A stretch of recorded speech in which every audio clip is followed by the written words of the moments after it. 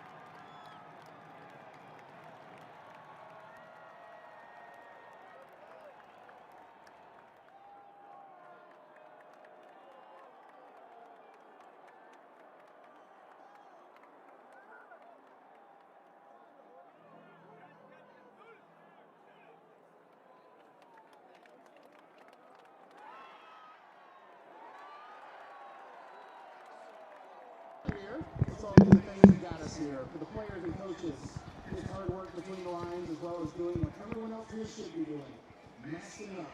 Social distancing and taking kind of personal responsibility necessary to keep the virus at bay.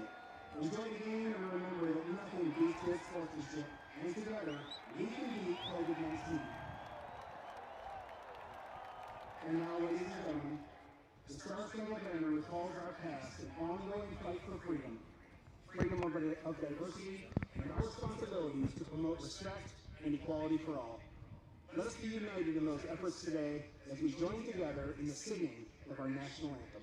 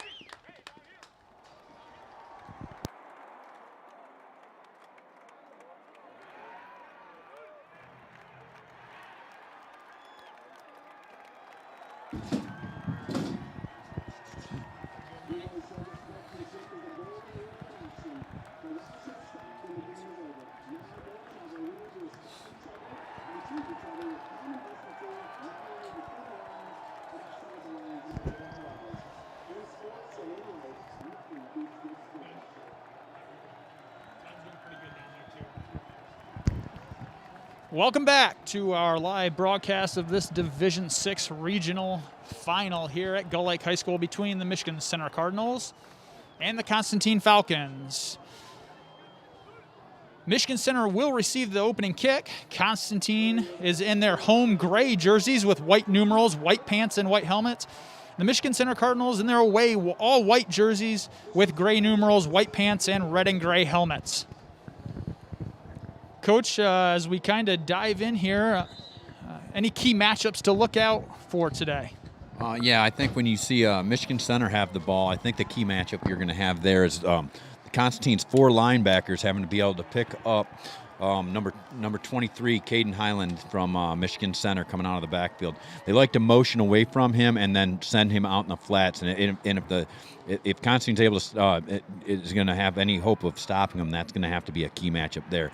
When Constantine has the ball, I think the key matchup really is at the, it might not sound like a big deal, but the right tight end spot. Owen Griffith going against number 52, Kevin Roberts. Kevin Roberts is a first-team All-State football player, and he really does make that defense go. Well, it looks like 23 Highland is back deep and will receive the opening kickoff. It's a low kick fielded at about the 25 by number 22. And they will return that all the way out to about the 35-yard line where Michigan Center will take over 1st and 10. You can look to see Constantine do that all day. They don't necessarily have a kicker that can go deep the whole time. So you can look to see them squib the football down there consistently all game. That's the way they can cover that.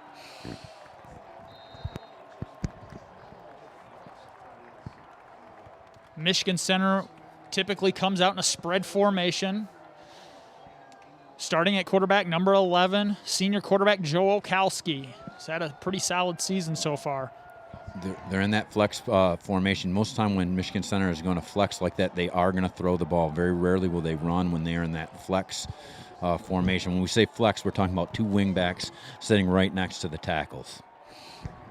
And that opening play there. It looks like number 2 there, Matt Brown, slipped coming out of his route there, and he's limping a little slow getting back to the huddle.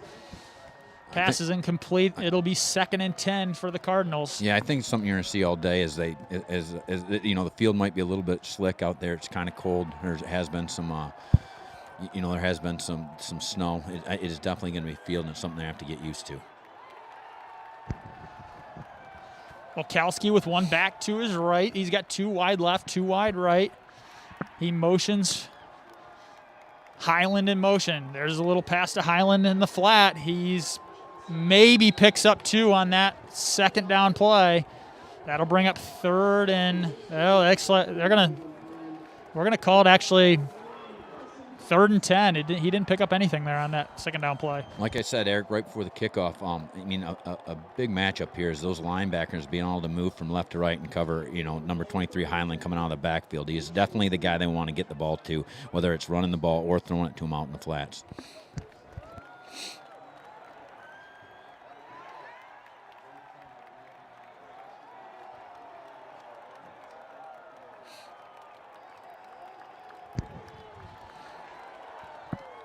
Walkowski with 2 backs beside him.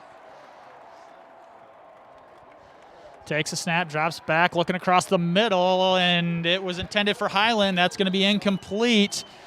And Constantine's going to force Michigan Center to, looks like, on comes the punt team here. 3 and out for Michigan Center. You got to be pretty happy if you're Coach Griffith there for Constantine. It looks like 23 Highland, it looks like he's went to the slot spot, and it looked like he did not necessarily run the right route. The quarterback was expecting him to do something else there.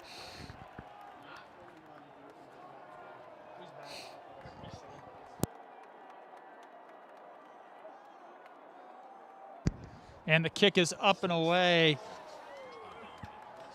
And that is going to go out of bounds at about the 27-yard line, where Constantine will take over 1st and 10 on their opening drive.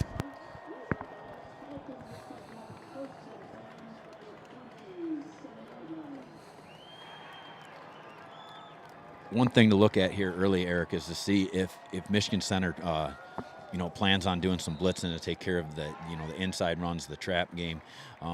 Constantine usually has a lot of success if a team tries to blitz them, but usually that's what teams try to do, thinking that's going to stop them. So it's something to look at early here if they're going to take those 2 linebackers and blitz them. Yeah, I think it'll be something to look for here is how does Michigan Center defend this potent wing T formation attack of the Falcons. A little shift there into the I formation there, and we've got a whistle and a flag on the play.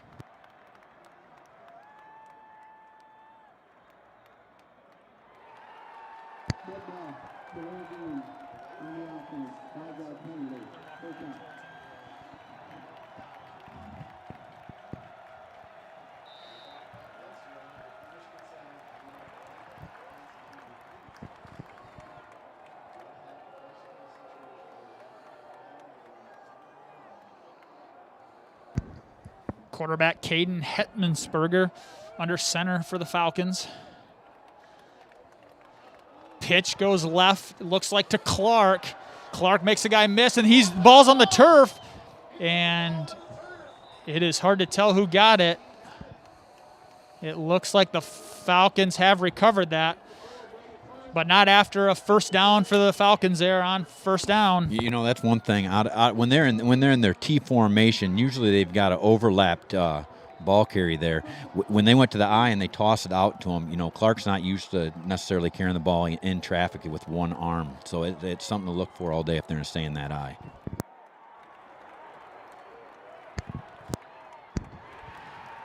And as you say that, Coach, back under center in T formation for the Falcons. It'll be, looks like Clark off right tackle, and he's going to pick up about 2 there on 1st down.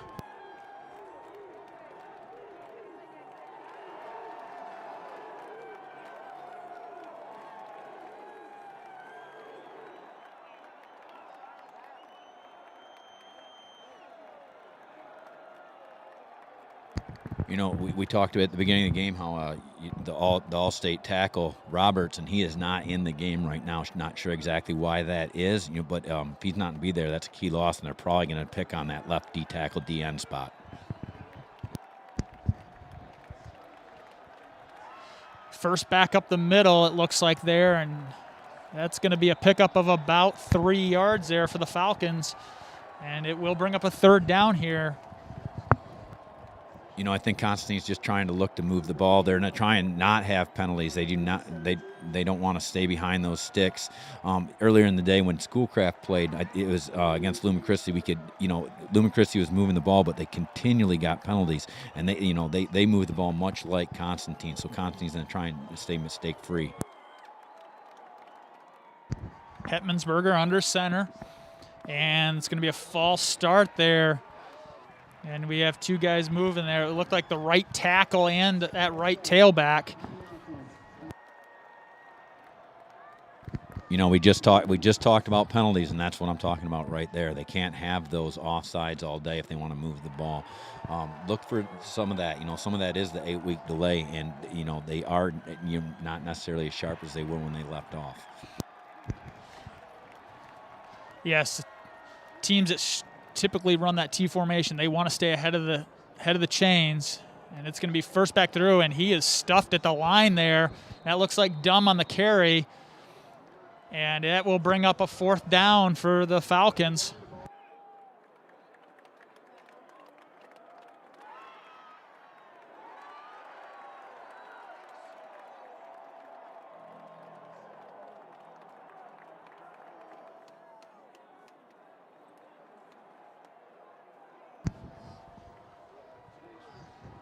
It looks like the Falcons did trot the punt team on. And Ty Dumb is back to punt for the Falcons. Penalties they just kill you when you're a T team like this and you're trying to gain 3 or 4 yards of carry and you end up having those offsides. It just cannot happen. And it's a fake.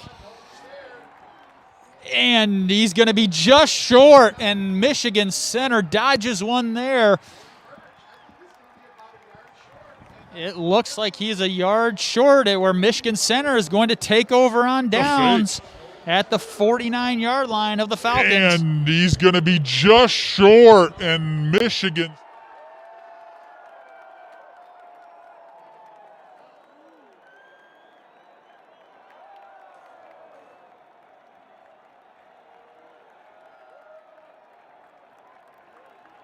Well, Coach, what do you think there with Coach Griffith going for it there with a fake punt early in the game? It's not really Coach Griffith's type of thing to do. I think what we need to look for here now is Michigan Center's going to try and get that run game going. They're about a 60-40 run-to-pass ratio, so I would look to see them do that. Usually when they're in this pistol set, most of the time they are running the ball.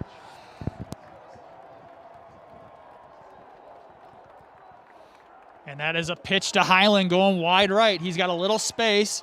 He cuts it to the outside. He's going to pick up a 1st down. Still fighting for yards.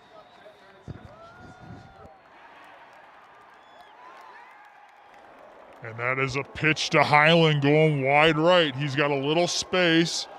He cuts it to the outside. He's going to pick up a 1st down. That'll bring up a 2nd and 1 there for the Cardinals. Nice little play there. They got Highland in motion, and he's got some wheels there. Got to the outside and was able to pick up 9 there on 1st down. Michigan Center does not go empty like this very often. It'll be interesting to see what they do here. Okowski, that's going to be a quarterback draw, and he's going to be stuffed near the line, near the 1st down marker. We'll see here if they pick that up.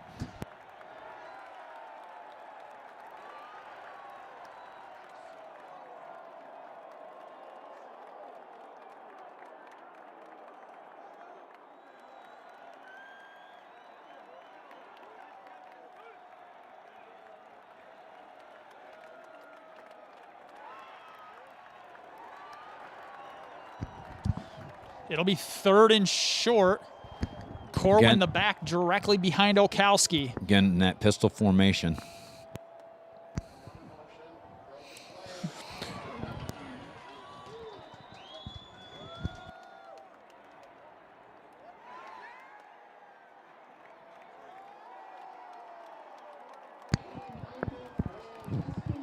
You know, that again, much like Constantine's, offsides to start the game, and then they're offsides again later on. I think you're seeing a little bit of rust out of the Michigan Center team.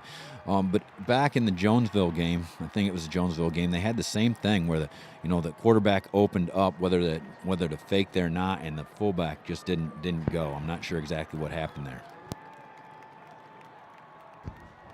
It looks like Michigan Center is going to go for it here. 4th and 2 from the Constantine 40. Got to think they're going to go to Highland some way, somehow they're going to try and get him the ball. Okowski drops back. He's going deep right side. He's got – no, that's going to fall incomplete there.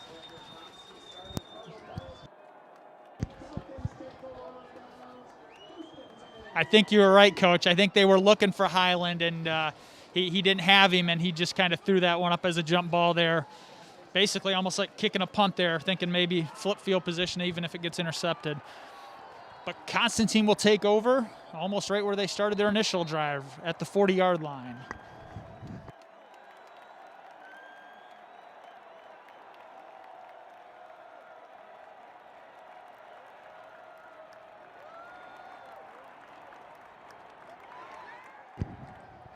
And we've got a flag on the play.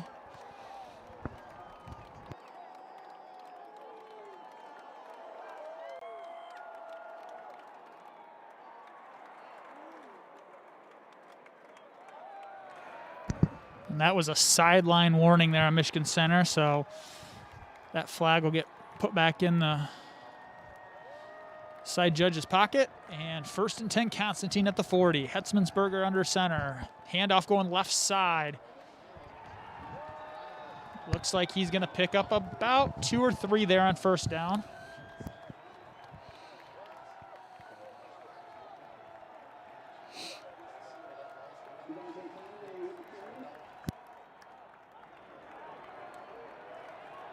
That was Conley there with the carry on 1st down for the Falcons. 4-yard pickup there on 1st down. Bring up a 2nd and 6 for the Falcons.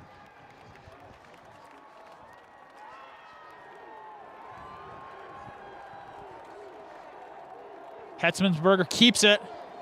And he's got the edge. Oh, just tripped up there, but he's going to pick up the 1st down there on 2nd down. And that'll move the chains. Michigan Center's definitely keying on Clark. You can see their eyes are on him at all points. They're going to look to stop him. Hetzmansberger, he's the perfect complement to that. They're very fast, very athletic. Look to see them go to him very often today.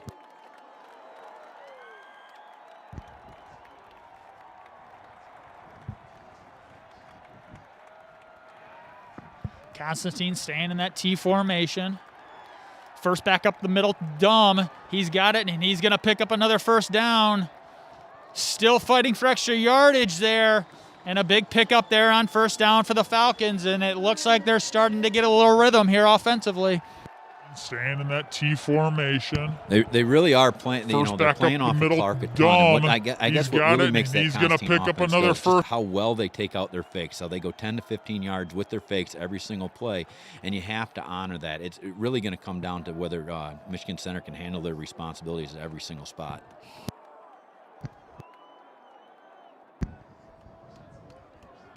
Hetzmansberger, handoff going right side, Clark. He makes a guy miss, another guy miss, and he's got the edge. It's in a foot race to the corner, and he's going to be wrestled down at about the 2-yard line. They're going to mark it down at the 3. 1st and goal, Falcons. After a big pickup there, about a 30-yard carry for Braden Clark off the right side.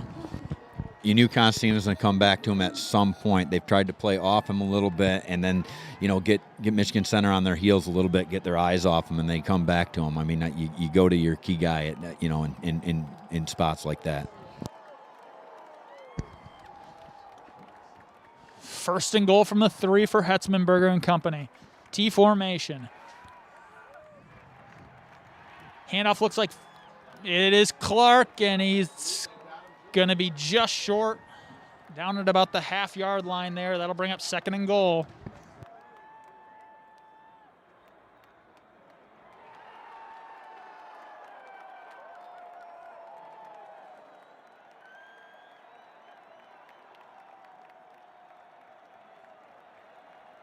Looks like Michigan Center's reading those guards. I'd look for them to come to Constantine's lead play where they lead both of those backs up instead of pulling those guards. Either that or you'll see the trap.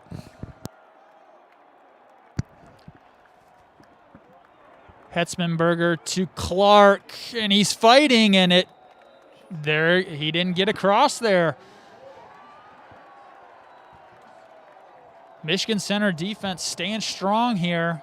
It's going to bring up a third, and again, it's at the half-yard line.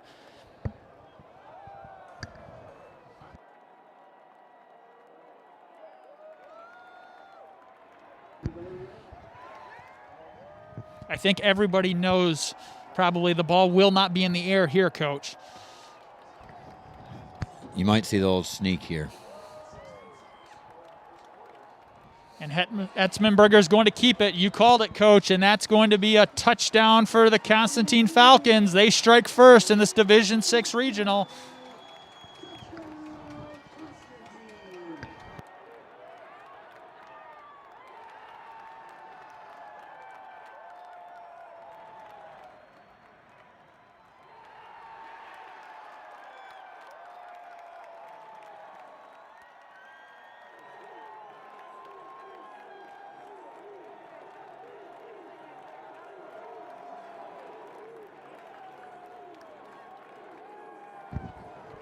And number 99, Robertson, and it is good. 2:09 left in the first quarter. The Constantine Falcons strike first. Constantine 7, Michigan Center 0.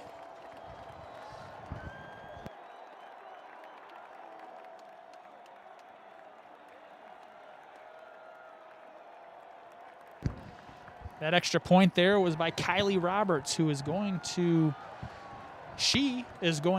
college to play soccer.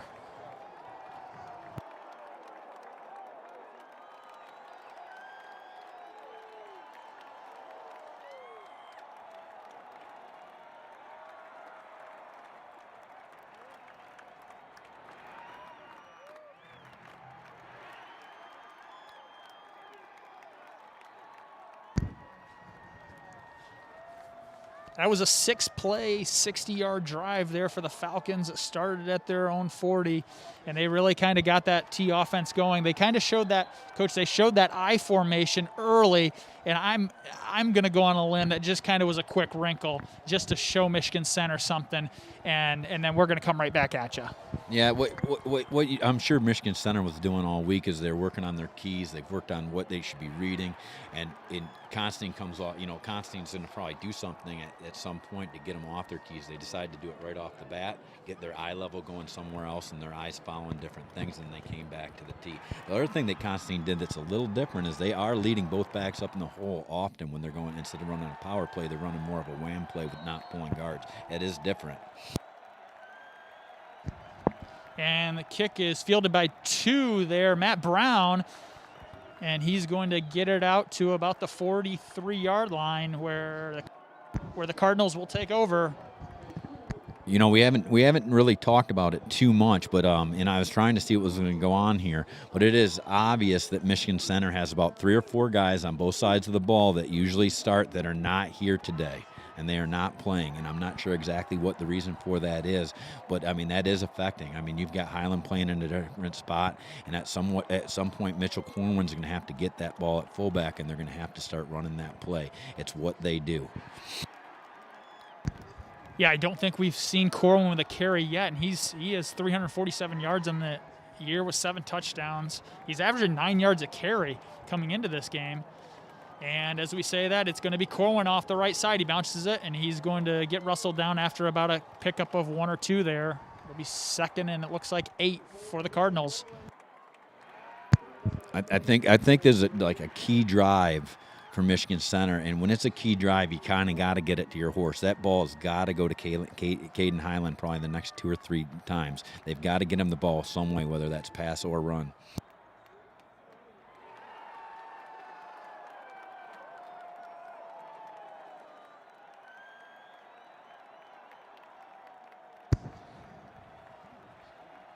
Highland in the slot here, Coach.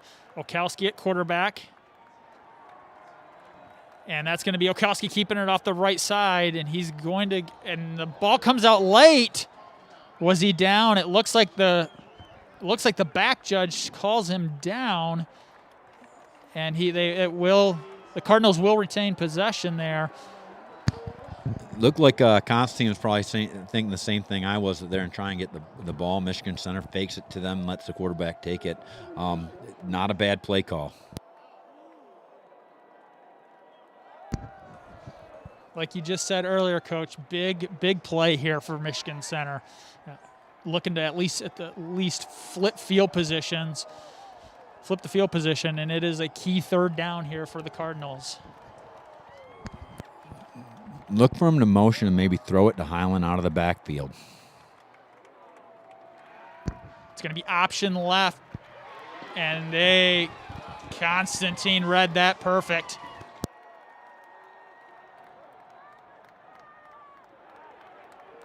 I think we'll see where Michigan Center's mindset is here. I mean, if they're feeling like they've got to score, they might go for it here. But if it was me, I think I would punt it away and let your defense have another shot at it. They stopped them on the first drive. Maybe they can stop them here going into the second quarter.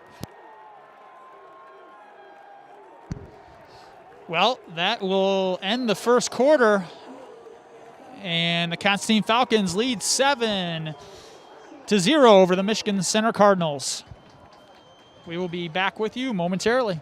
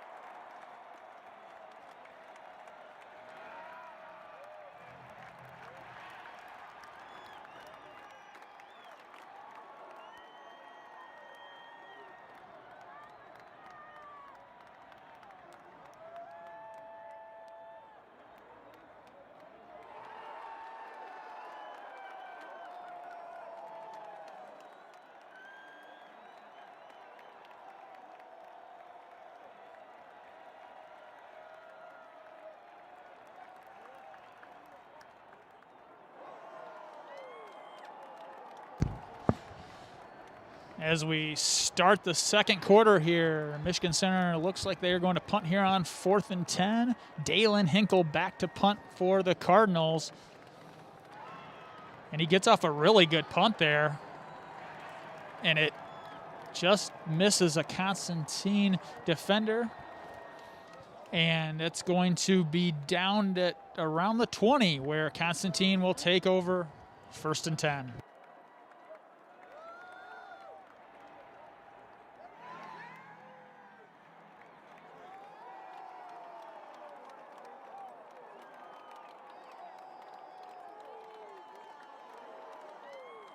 Coach, we have not seen Constantine put the ball in the air yet.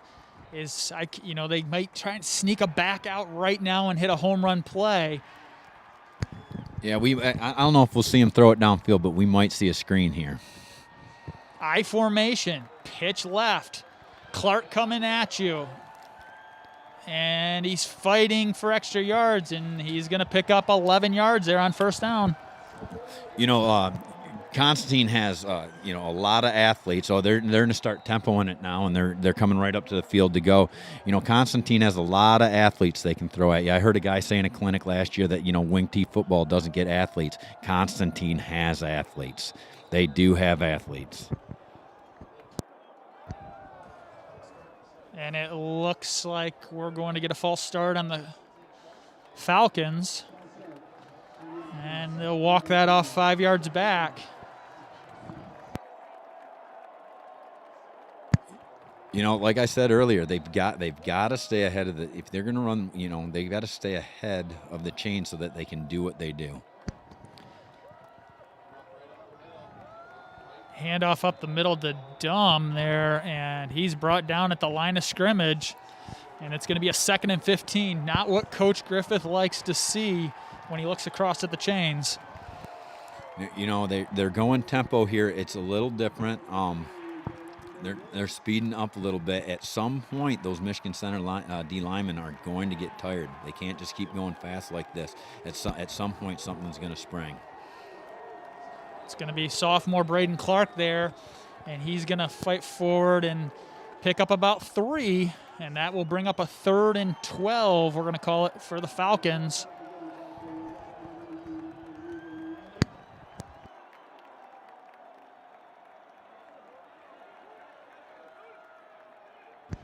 His target from the tight end is the coach's son, Griffith, but Hetzmanberger's going to keep it off the left side. He's going to dive forward for a first down. He does a great job, Coach, there of hiding that football. I didn't see it. He had it until he came around the corner.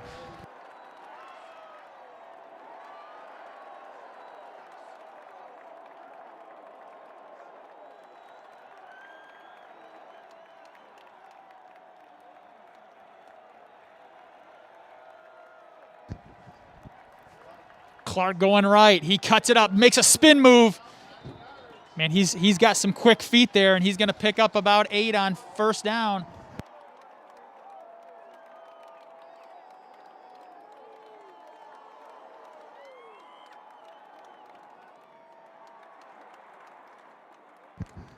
Look for the counter here. Looks like left side Conley. And he just looked like he slipped right through there. Again, they're running that lead play, that wham play off of it. If they feel like Michigan Center is gonna be reading guards, then you might see that quite often this game where they're not pulling guards, and instead of pulling a guard and leading a back up there, they lead both backs into the off tackle hole. Number 7, Brendan O'Dowd.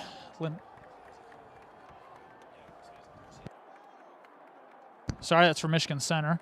Isaac Hall limps off the field there for Constantine, but we're back at it here. And it's stuffed up the middle. They're kind of, Dumb hasn't really got anything early here in the game. No, what is happening there is they're like I said, they're reading guards, and what happens is those 2 inside linebackers, if they see the guard on their side pull, they're going to come filling up into the A gap really, really fast, and if their guard fires out, then they're going out on the C gap. And, you know, it's a traditional way of defending wing T football, you know, and it's a disciplined way to do it. What you have to hope at some point is that they don't get on when they've hit the same guy over and over again. He hasn't had the ball. At some point, they want to make a play, and they come off that responsibility.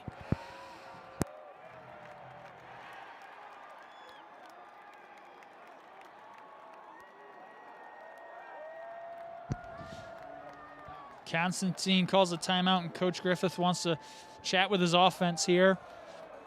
With 9:15 left in the second quarter, the Falcons still lead 7-0 over the Cardinals of Michigan Center.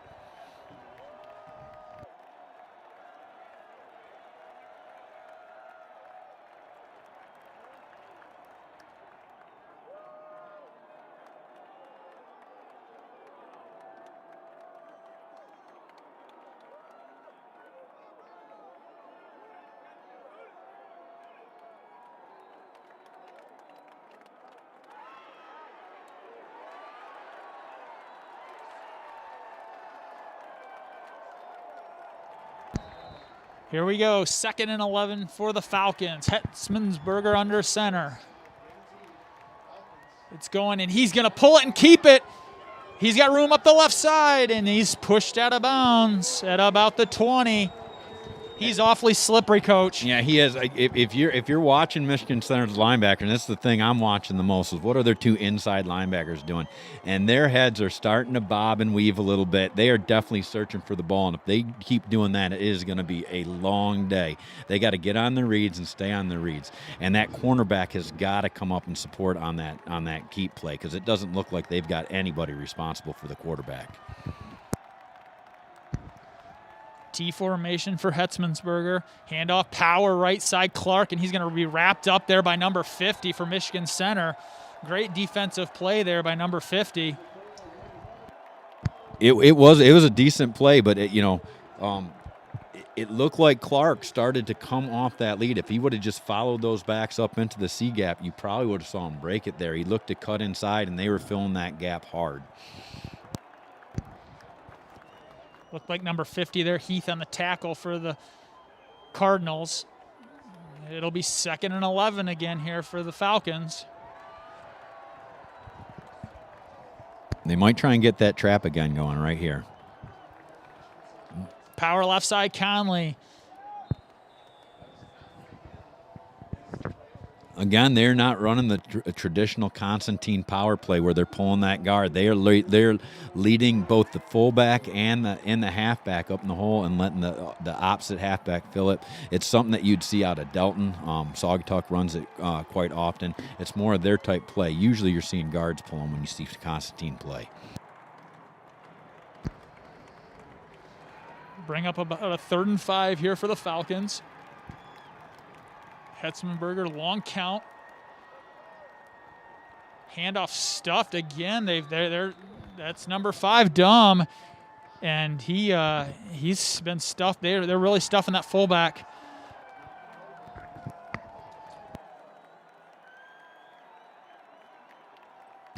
If you're going to stop Constantine, you've got to stop that trap first. And it looks like that's Michigan Center's game plan here. They're going to take away that trap.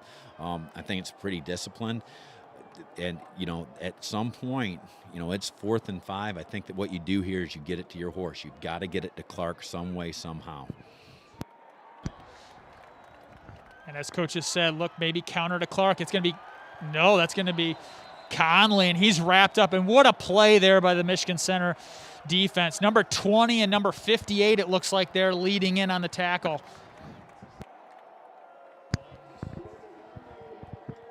Michigan Center is definitely coming out with a lot of energy. They're flying around. They're filling their gaps. They're filling their responsibility. They're doing a really, really nice job. If they can just start to contain Hetzmansberger, it's going to be a long day for Constantine also. Williams and Mass there leading that 4th down stop for the Cardinals. They take over 1st and 10 at the 21.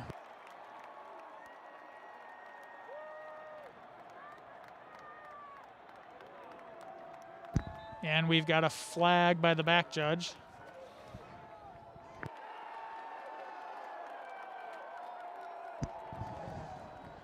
And it looks like there was actually a timeout called first by the Cardinals.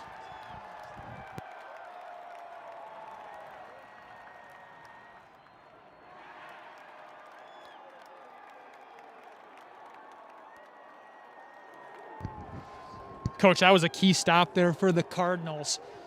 Constantine kind of was moving right down the field, and they got him in 2nd and 11 both times. And then that second time they forced him into a long 3rd down and stuffed him there on 4th. The defense for Michigan Center, they have to be pretty happy coming off the field. Absolutely. Again, Constantine wants to get that trap going. I know Michigan Center knows that. Michigan Center's trying to take that away. They feel like if they can keep trap and take care of that, then the rest of the defense can flow to stops. It's what you've seen when teams have had success over Constantine in the years. It's because they've decided to stop trap before they try and stop anything else.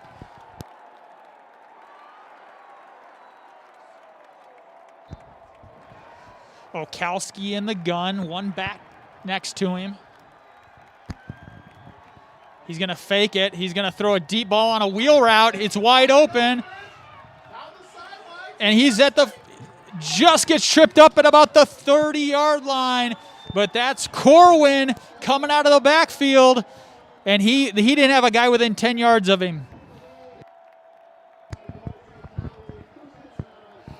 I talked earlier about, Michigan Center staying on their responsibilities, not biting on the different things that Constantine does. It's the same thing when Michigan Center's running that motion.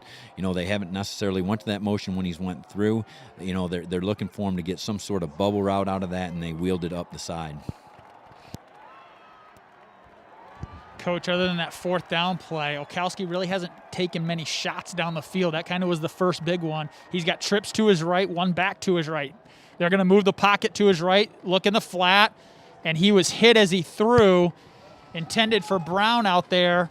Brown looked actually confused, like he wasn't sure that ball was intended to him, but it'll bring up 2nd and 10 here for the Cardinals. Yeah, Bo Ekman had a lot of pressure there. Bo Ekman kind of like I had said about Roberts on Michigan Center. Bo Ekman kind of makes that defense go also. An all-state caliber defensive tackle, ton of pressure, great wrestler. If he can continue to get pressure like that, I'm not sure that Michigan Center can throw the ball deep or on wide side of the field. They're going to have to do a lot of short routes, a lot of bubble. They're not going to be able to do a lot of those wheels if Ekman keeps playing like that. A little bit of cushion here to the bottom. It's going to be handoff to Highland going right. He makes a guy miss, gets to the corner, and he's going to pick up we're going to call it.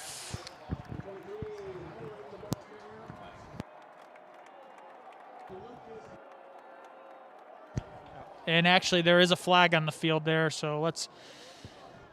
Eric, it's something we need to keep looking at. When Michigan Center is in that pistol formation, look for them to run the ball. The only time that they don't necessarily run the ball when they're in that pistol is when they go to a flex where they have double wing. But when they're in pistol and they've got guys wide or they're going motion, look for them to run the football.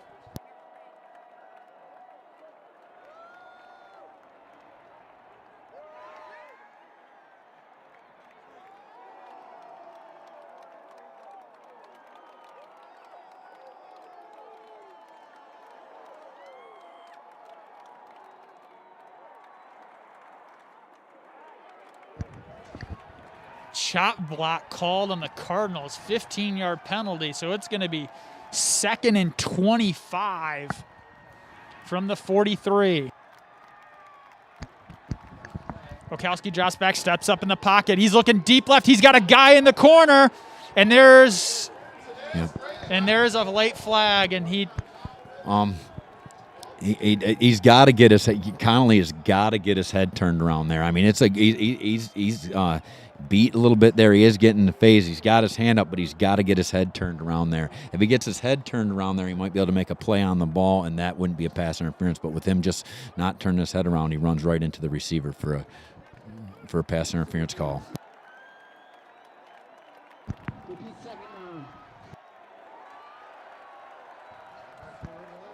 And as our producer Mike Steffen has said, back to the original line of scrimmage for 2nd and 10.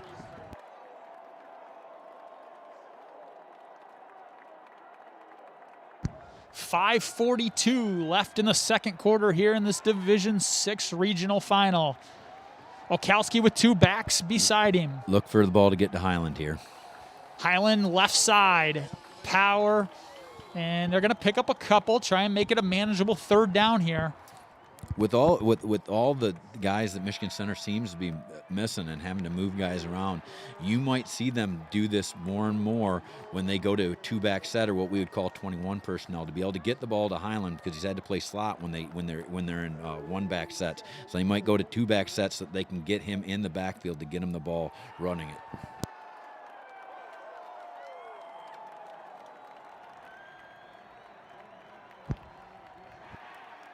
When we broke down the film, they only went to that two-back set maybe 5 or 6 plays in the 5 games that I watched the film on. So it's probably not something that Constantine practices a lot for, and I'm sure that they do have a defensive package in there, but it is something that they didn't necessarily see a lot of on film. Timeout Michigan Center with 4:47 left. It's 3rd and 7 Michigan Center when we return.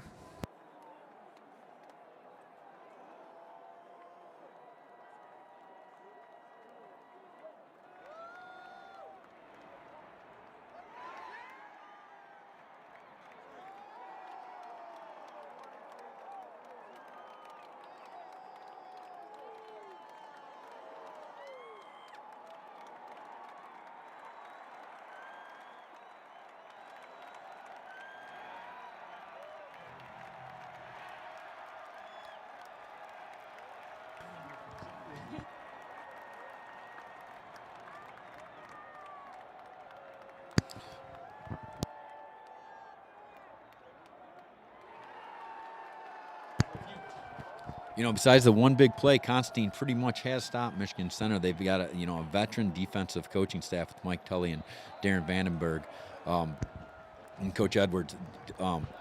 These are the situations that they are really good at. They've played it a number of games in playoffs like this. They're ready for this stuff. That stuff that big wheel play did not faze them. And just like you said, Coach, they were trying to get it to Highland there. And that will bring up a 4th and 6 here for the Cardinals.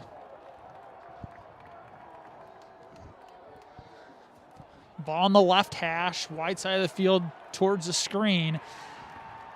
A little bit of space here. I would maybe look to see, do they try and move that pocket again and roll Kowski and give him a run pass option.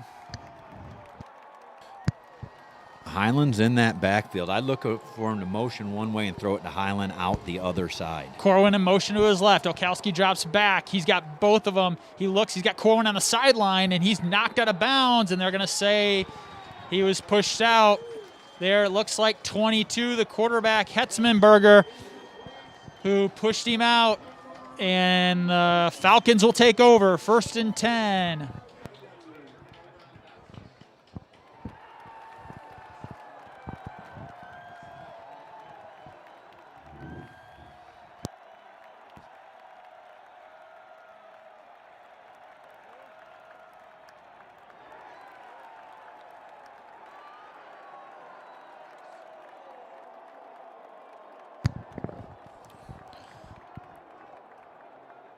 This might be a play where you see Constantine start off the drive with maybe trying to throw the ball here.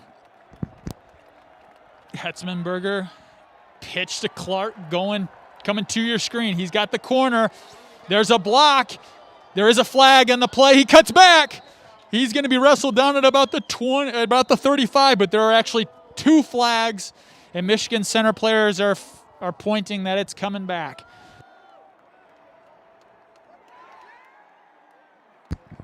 As we've said a couple of times now, Constantine's got to avoid these penalties. They're able to move the ball, when they want, but to put themselves behind the sticks, it really does shrink, Coach Griff's playbook. For him to be able to call all types of different plays, they've got to stay ahead of the sticks. Once they get back, that really limits what they do, and you're going to have to see them be very specific what they do to get that yardage back.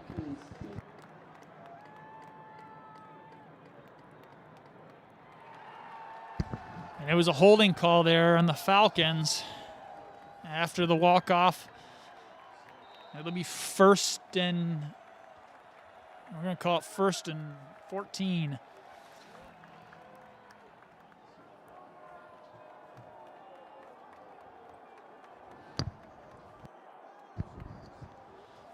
Staying in the T formation. Looks like first back up the middle, Dumb, and they're just shutting that down, Coach. They keep trying to get that trap going, and they do need to get that trap going. If they can get the trap going, then everything else opens up.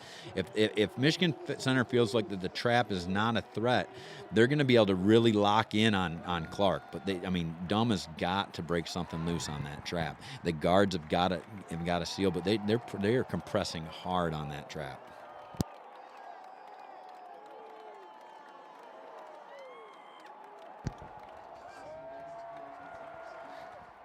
Hetzmanberger pitches left to Conley. Conley's wrapped up by 55 and then finished off by 58 there for Michigan Center. 55 there. Birch and Mast were there quick.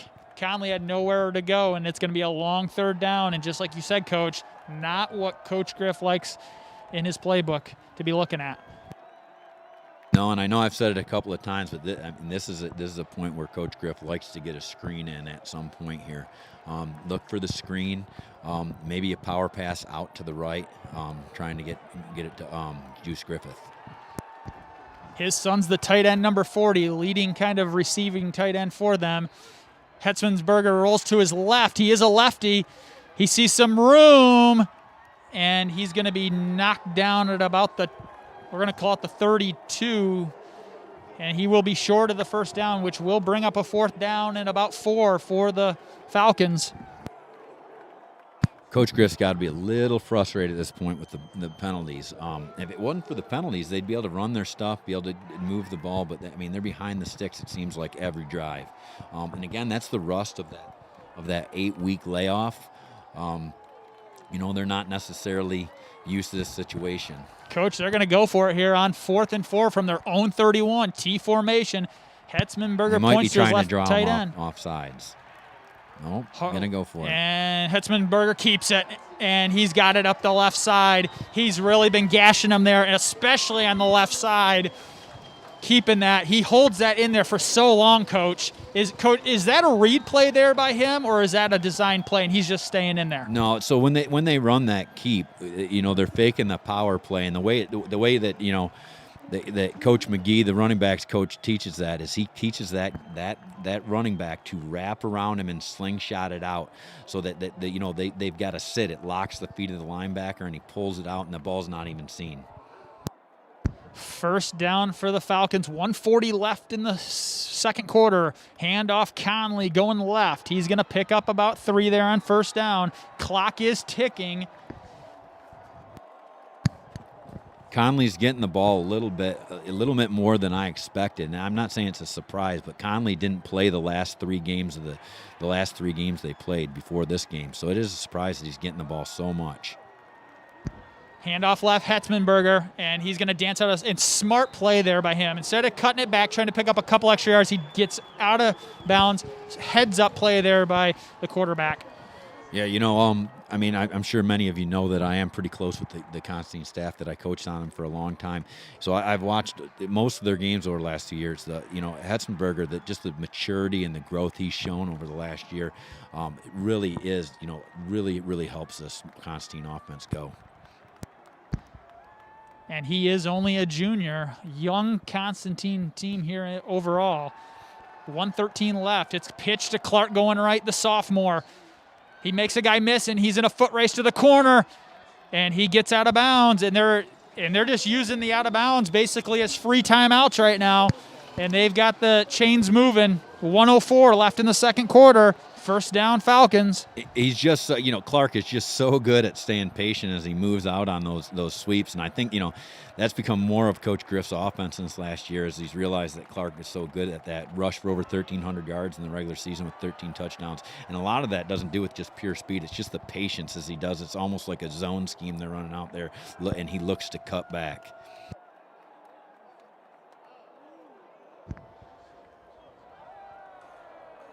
Hetzmanberger, handoff Conley going left. And he kind of just tripped there and fell down. We'll see if he's all right. The way he went down, it almost looked like he was hurt. And he is staying down on the field. Conley is staying down. It looked like that left leg locked up as he's falling down. It didn't look like there was contact on it. It looked like he stepped and just the knee locked.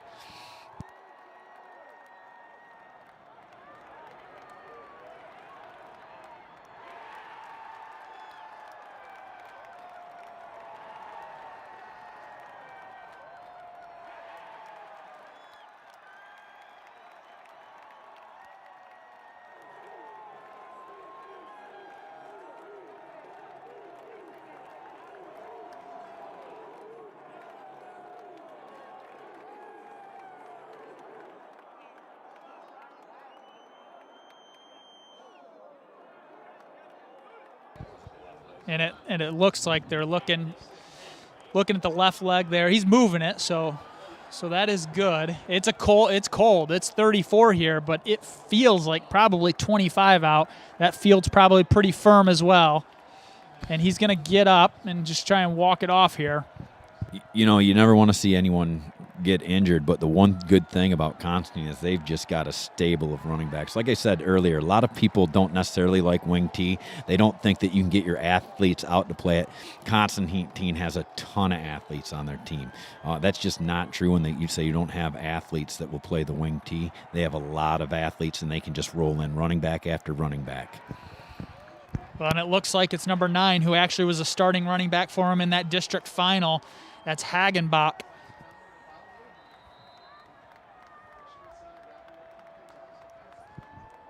Pitch right, Clark.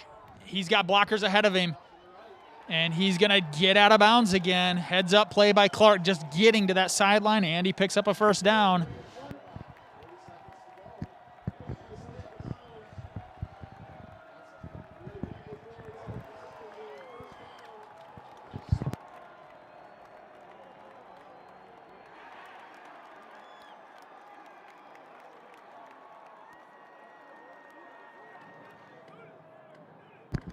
Constantine has all three of their their timeouts. It really does let them pull anything out of their playbook that they want to run. They don't have to pass here. 1st and 10 for Hetzmanberger. He's going, and he's going to pull it and keep it there on that keeper going left side. He's got lots of room left. Fighting for extra yards all the way down to about the 1 or 2. I'm not sure that Constantine will call a timeout here. They might let that clock run down. No, they do call timeout.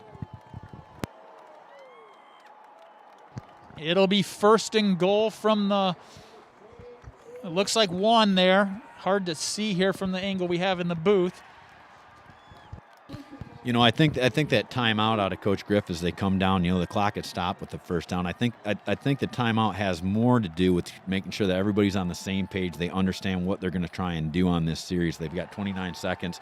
He's letting them know what's going to happen if they don't get in, what they plan on doing, what the next play might be. There's a lot of different things that are being communicated down in there in that huddle.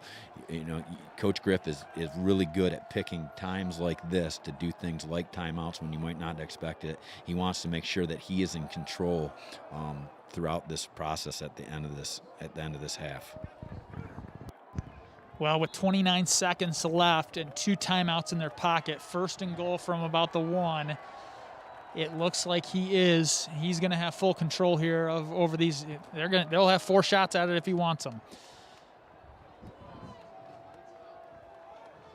It's actually at the 2, so it'll be 1st and goal from the 2 for Hetzmanberger and company. Handoff right side, Clark, and he's in.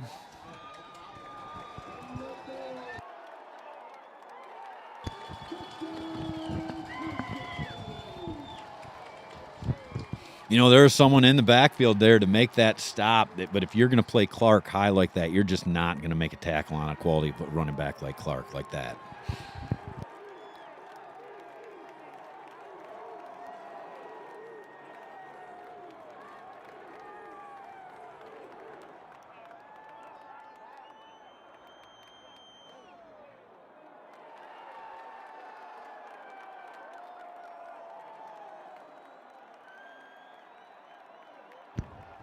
Kylie Roberts' kick is up and good, and that's a pretty kick there by Roberts. And that'll make it Constantine 14, Michigan Center 0. 26 seconds left in the second quarter.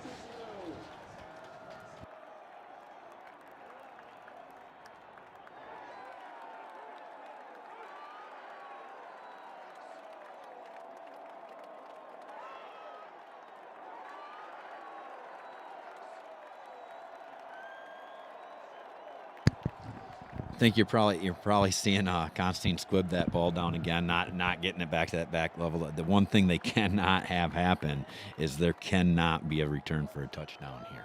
Cannot be a return for a touchdown. So I wouldn't look to see that they would kick it deep. They're definitely keep squibbing it, trying to get to the second level, not all the way back deep. It'd be interesting if Michigan Center's thinking the same thing, their coach, and if they move their guys up, move Corwin, Highland up, and try and get the ball in their hands if it is a squib and get them with some momentum. Try and get good field position with 20, let's just call it 20 seconds on the clock here when they would start. Let's see what happens here.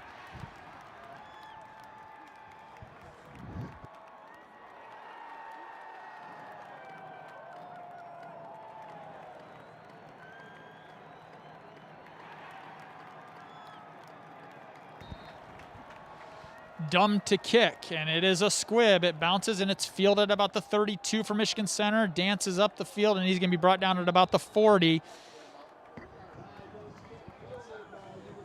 And that was fielded by Brown. Michigan Center will take over at the 40 with 21 seconds to go. Coach, they do have 1 timeout in their pocket. I think what you'll probably see him take one shot here down the field.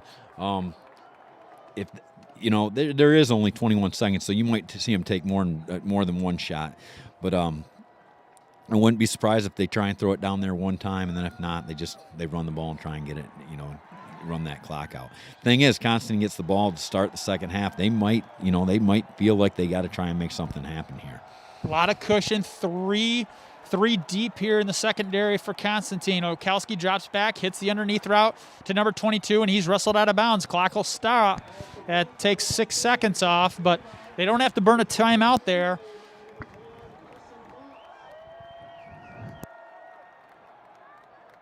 If they can get the ball down maybe 10, 20 yards down the field, then they might be able to throw up a Hail Mary here at the end of the half. So you might look for them to do that same type thing, about a 8 to 10 yard out. See them do that a couple of times and take one big shot down at the end zone. Yeah, and Okowski showed us earlier. He's got a good arm. He threw that one ball to the corner where they got the pass interference call, and maybe they're looking to get that too right here. 30 in motion, fakes that. Okowski rolls to his right. He's got time. He's going to throw back across the field. It is complete, and a heads-up play to get out of bounds right away. Okowski took a hit, and he's up. He's good. They wasted 8 seconds there, though. I mean, they pretty much have to try and get the ball down the field, all the way down. And I'm not sure that he can throw the ball 45 yards down the field. What you might see, though, is if they've got a trick play in the bag, they might try and get a hook and ladder, something like that, to try and score here. Yeah, or can you pick up maybe 5 or 6 on a quick little out route, get out of bounds with 2 or 1, you do have a timeout in your pocket, and then take a shot. Okowski takes a snap, drops back, steps up in the pocket across the middle, and that's completed to Highland. They need to call timeout quickly, and they got it. They completed that to Highland across the middle. Great job there by Okowski, dropping back, steps up in the pocket. A lot going around him. Delivers a great ball to Highland, and they're going to have a chance here because he's going to be able to put this one in the end zone. Yeah, Constantine's got to get pressure here. They've got to get pressure. Ekman, they might throw a blitz in here, but if they're just going to sit back with 8 guys in coverage, that anything can happen. They've got to try and get somebody back to the backfield. But like I said, Coach Tully, the defensive back coach, has been there for, almost 20 years now. He's been in this situation a lot. I am guaranteeing you he is dialing something up to make sure that they don't get a touchdown here. Just looking at Constantine as Conley, number 25, who went down earlier on that run on the last drive for Constantine. He is up and moving, but he is also a DB on that outside. So you've got a second-string DB in on that side. Again, like you said, a lot of athletes for Constantine, but Conley not in at that position here. Yeah, they've got a sophomore in Dom Jacobs over there playing the right corner. But what they have right behind him, if you look, is you've got Ty Dom, a kid that's been playing for 4 years now, and he is definitely. Okowski throws it across the middle, and it's knocked down near the goal line. There are no flags, and that will end the first half with the Constantine Falcons leading the Michigan Center Falcons 14-0 here at Gull Lake High School. We will be back with you after a break with a first half recap.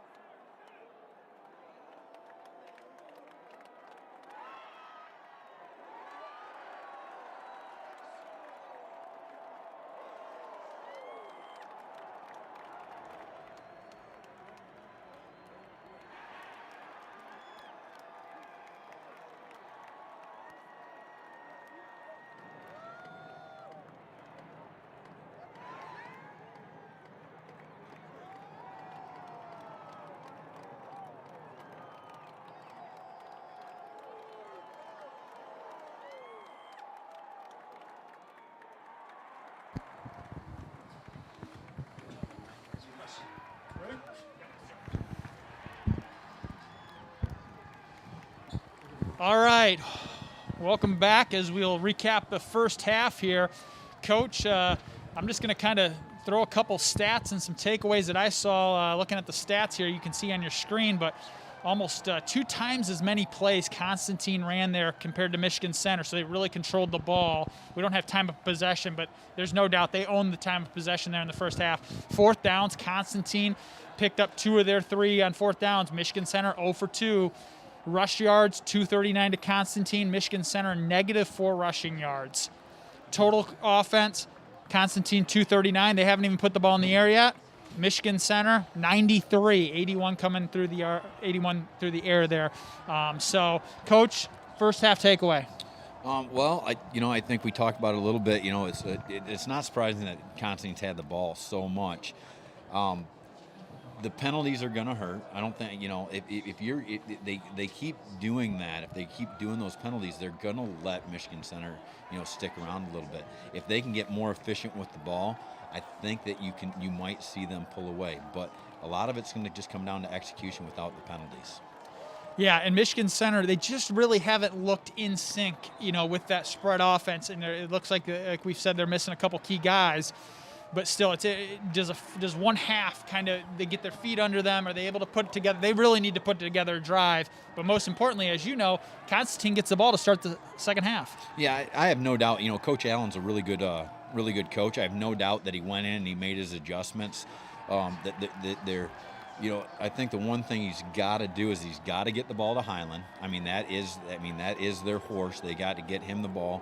I think they've got to start doing something to address, Hetzmanberger. They've taken care of the trap, though, and if you can take care of the trap against a wing T team, you're about halfway there. So it's just, like I said, eliminating mistakes. Yeah, I did look. I think Dumb on their fullback there.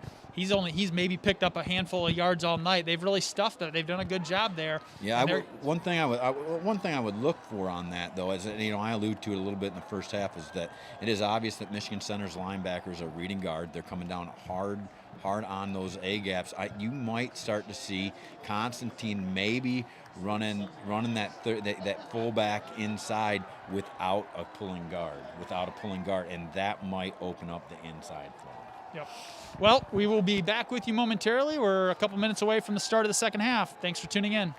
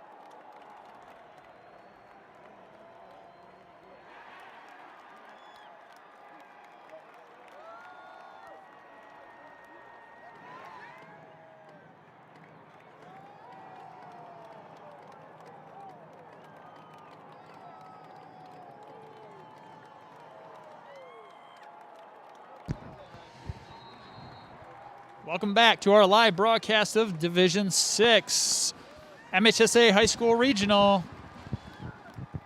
Constantine returns starting at the 20. And he is going to pick up, he's going to get about 21 yards there on the return by number 6, Dom Jacobs. Yeah, Dom Jacobs, sophomore. Constantine graduates a couple of running backs, but, Clark is a sophomore. Dom Jacobs probably going to assume one of those roles as a starter next year. The future is bright, definitely, for Constantine.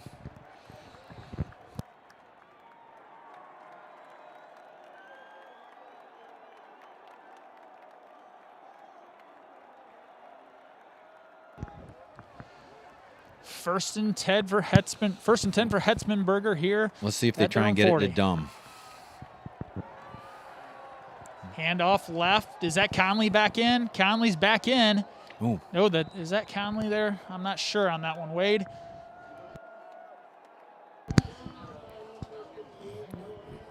Yeah, that is. If Conley starts to get going here a little bit, that's going to create a lot of problems for Michigan Center. They're keyed in on Hessenberger and they're keyed in on Clark. If Conley or Dumb can get going, they're going to be pretty tough to stop here in the second half. About a 6-7 yard pickup there on first down for the Falcons. We'll call it a long 2nd and 3 for Hetzmanberger and company. Handoff going right side, Clark. And he's going to pick up the first down. Wrestled down at about the 47-yard line of the Cardinals. You got to start to wonder with how much conditioning comes into play. Both these teams are coming off of 8 weeks. They both really only practiced for 2 weeks. Michigan Center's lose. They've lost what it seems like 4 or 5 starters. You have to wonder if conditioning starts to play a big part in this game.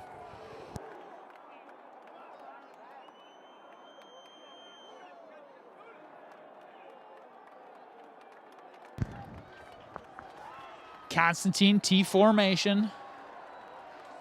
Hand up, nope. Hetzmanberger keeps it, and we've got a whistle on the play, flag down. Looks like it's going to be a false start.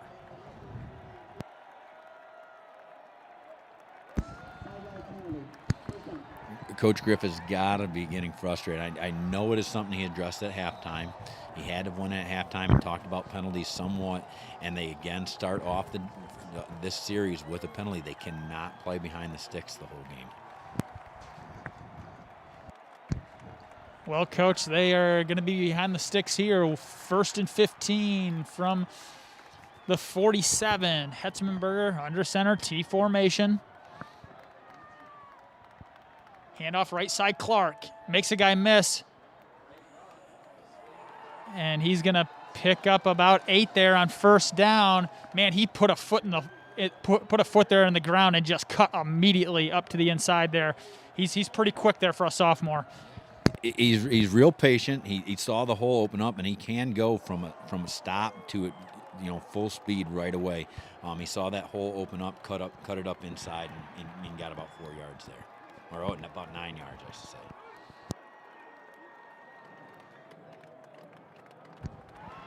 Second and 7 for the Falcons.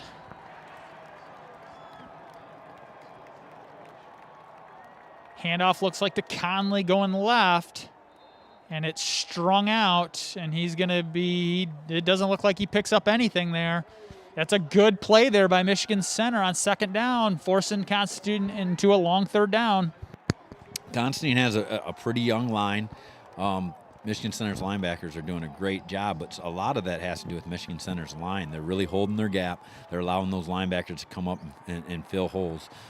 Nice job out of the D-line. I'd look for Constantine, maybe come back to Hetzmanberger here. Might try and get that keep off the left-hand side.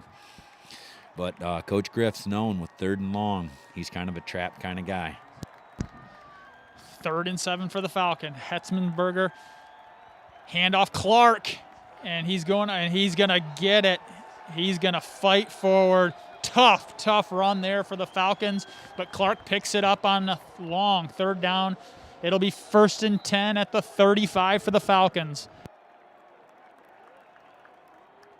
Like I had mentioned earlier, Braden Clark, just a sophomore, really good runner.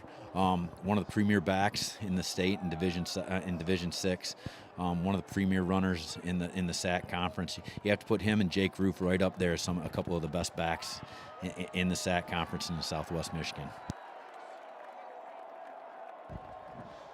Constantine has almost burned 4 minutes off this clock to start the third quarter. Pitch right, Clark. Clark cuts it up, now gets to the outside, cuts it up again. And what a big pickup there on first down for the Falcons. You know, Constantine's has not been able to get a lot going between the tackles, but it seems like whenever they want to get some yards, they go with Hetzmanberger or Clark or Conley, and they go off tackle, and they seem to be able to get what they need to get.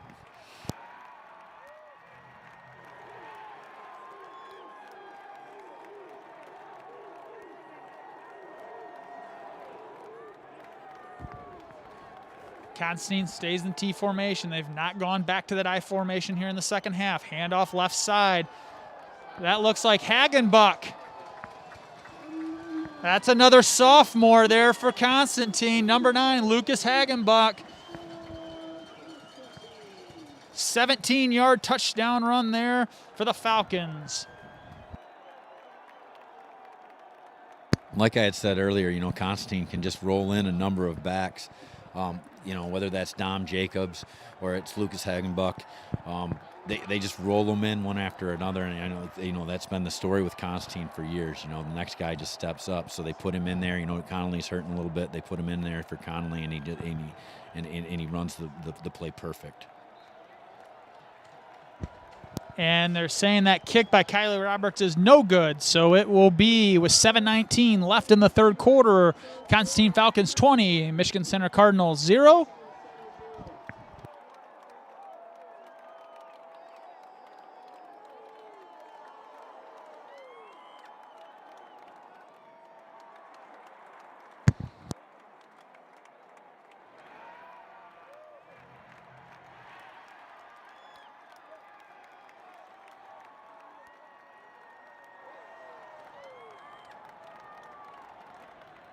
It'll be interesting to see what Michigan Center does here. You know, Brock Siraki and Caden Shannon from Michigan Center have not played this game.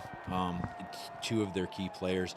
It's allowed Constantine really to focus in on, on both, Highland, Mitchell Corwin. Lets them really lock in on a couple of guys. It'll be interesting to see what they do if they're trying to get something to somebody that has not necessarily got the ball a lot. I would look for the ball to either go to Matt Brown or Caden Highland most of the rest of the game. Maybe mixing into Corwin a little bit, but they have got to get Matt. They have to get Matt Brown and Caden Highland in their offensive game plan. Yes, and Matt Brown comes into this game as their second leading receiver, third if you want to count Highland coming out of that slot backfield. But I don't even know if they've really been able to target him in this game. So it'll be interesting to see if they try and take a couple shots and if they get a one-on-one coverage situation, take a couple shots down the field here in the second half. That was a 7-play, 60-yard drive for Constantine, and Constantine's going to do an onside kick here to start for the kick, and Michigan Center recovers there at the 48-yard line, we're going to call it, and a little bit of surprise there maybe. Onside kick up 20 in the third quarter. Instead of playing field position, onside kick looking maybe to get that coach there and maybe try and seal it up early. Yeah, whether that was an onside kick or he just missed it, I mean, he even missed it if it was, if it was an onside kick. So, with that being said, there is field position here. I don't know whether Constantine is just trying to, to finish him off or what, but that was a surprise. Motion there, Okowski, and it's going to be a pitch, and here goes a trick play, and it's a throw to Brown, and he was open, and he got behind, but it was underthrown by Highland on the throw. Little trick play right out of the gate there for Michigan Center. Yeah, Lucas Hagenbuck played that really well. I think he had him in coverage. He didn't necessarily come off it until he saw the ball. Once he saw the ball, he decided he was going to make a play on his feet, stop. Kind of lucky that he was able to get up there and touch that football. You know, Lucas Hagenbuck, he's a basketball player. He's probably about 6'2", 6'3", really good basketball player, and he's got some leaps. It's going to take a really nice ball to get it over top on him. Nice throw there by Olkowski, just a little behind though, number 30, Jaden Tilford.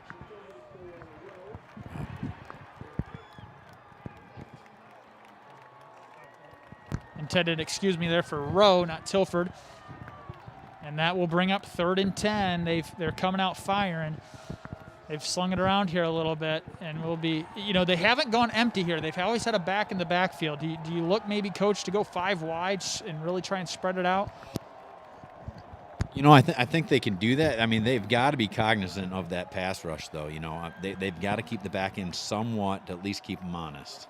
30 in motion. Olkowski keeps it, looks across the middle. He's got Highland. What a snag there by Highland. He's gonna have enough for the first down. Caught it right on the marker, leans forward. What a catch there by Highland in traffic. It'll be first down, Michigan Center. You know, I think Michigan Center's got to stay patient. You know, there's a lot of time left in this football game. They've just got to get a drive going, get some success, and then get a stop. They don't, you know, they can't get trapped into feeling like they have to get it down the field and score right now. They need to get a drive going and just get some success. And it looks like things are starting to open up underneath a little bit. 1st and 10 for the Cardinals. Olkowski with Corwin to his right. Handoff up the middle to Corwin, and it's stuffed there by the center of the Constantine defense. Yeah, Owen Griffith had a really good read there, filled that gap right away. It's, you know, the one thing I do know that, you know, the Constantine coaches do this, they drill those linebackers on reads constantly throughout the week. And it was obvious, I mean, that was not a blitz. That was Owen Griffith just filling his gap on his read. It probably helps when your coach's son there as well. I'm sure there's a little extra film work going in at home. I have a feeling during the season, Juice Griffith there might not necessarily like it that his dad's the head coach. He probably gets a little more than everybody else. Olkowski still in the gun, drops back, looking to his left. He's got a guy open. That's Matt Brown. Matt Brown's makes a guy miss, and he's going to cut up, and that's a big pickup there for Michigan Center. Matt Brown with his first reception of the game. Nice catch, makes a guy miss. First down for Michigan Center. You know, they're moving the chains. I think Michigan Center's found something they want to do. They're starting to pick out on the sophomore Don Jacobs a little bit, who's in for Devontae Connolly. You know, Devontae Connolly is definitely in Coach Vandenberg's ear, trying to get him to get in the game, and it looks like they're going to stay with the sophomore. Olkowski with 2 backs beside him. Corwin and Highland. Handoff. Highland going right up the middle. Makes a guy miss. He makes another guy miss. He gets to the outside. And he's going to be wrestled out of bounds at about the 10. And there you've got a drive going here. The Cardinals moving the ball with 5:09 left in the 3rd quarter. You know, I always say that you've got to go back to the horse, and they've went to him a few times here in this series. They just got, like I said, they have to have patience. They have to get success. They've got to get the drive going down the field. You know, I'm sure that they wish they would have been able to play Highland in the backfield the whole game. It's obvious he's really comfortable back there. But just looking at this, Corwin is a sophomore, Highland a junior, so they got two of their best backs coming back next year as well. Olkowski drops back, looking in the flat to Highland. Race to the pylon, and he looks like he is in. Touchdown, Michigan Center. And there was the drive that they needed to keep this thing tight. And, Coach, that was the Highland show on that drive. Absolutely. You know, on that last play, they bring him in motion, and they run an arrow route out to the flats off of that, you know, off the motion. You know, I'm not sure. I couldn't see it necessarily from my angle whether Constantine was chasing, but that is what's going to happen a lot of times when you're running motion, is that you know, that whoever's covering him is playing him at 10 yards deep, and if you can cut him out right away into the flats, usually he's going to be open. And that, you know, if it's Highland, he's probably going to make something happen after the catch. Cardinals going for the extra point. Kick is up, and it is good. Number 40, Reed Scafey, tacks on the extra point. Michigan Center finally on the board here in the third quarter with 4:35 left in the third quarter. Constantine 20, Michigan Center 7. The extra point that was missed by Constantine, that's starting to come into play now. Constantine's just got to respond. I know the coaching staff's not losing it over having them score, but they've got a very, very young team. They've got to walk in that huddle, get in that huddle right now, and let them know everything's all right, and then they have to get another drive going. First thing kind of, Coach, that popped in my mind after that drive was Constantine decided to onside kick or it wasn't the best kick, however, whatever happened there. So that gave Michigan Center right out of the gate great field position. They went 52 yards in 7 plays instead of kicking it deep. We'll see if that comes back to kind of maybe bite Constantine later, but I think you're probably going to agree. Constantine wants to probably put together either a big quick strike here or just a long methodical drive and burn some clock. Yeah, without a doubt, I think they want to come out and get a drive going. Michigan Center had a couple of big third down plays there, and like I said earlier, things are starting to open up underneath a little bit. Onside kick, that ball was straight up in the air as a 50-50 ball, but 67 there for Constantine. Great job by Mullendorf. Grabbing that and just coming down. Great athletic play there by 67. Yeah, Mullendorf, that was a great play. I guarantee you, Coach Tully, the special teams coordinator, was in their ear about that. Not one guy on that line bailed. They stayed right where they were supposed to, made the play. I guarantee you they were expecting that to come. That not only was a great play, it's great coaching also. So both teams, after scoring here in the third quarter, have elected the onside kick. So great field position here for Constantine. 4:34 left in the third. T formation for Hetzmanberger. Handoff right side, Clark. Clark dives up the middle, and he's going to pick up about 2 or 3 there on first down.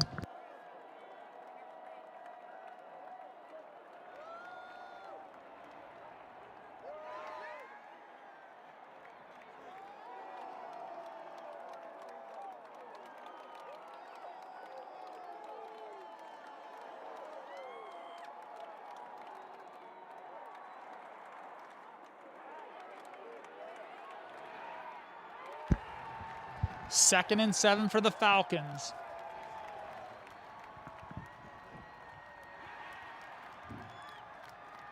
Handoff left side, Conley. Wrapped up after about 3 yards there. So right out of the gate, Constantine 3 yards in a cloud of dust.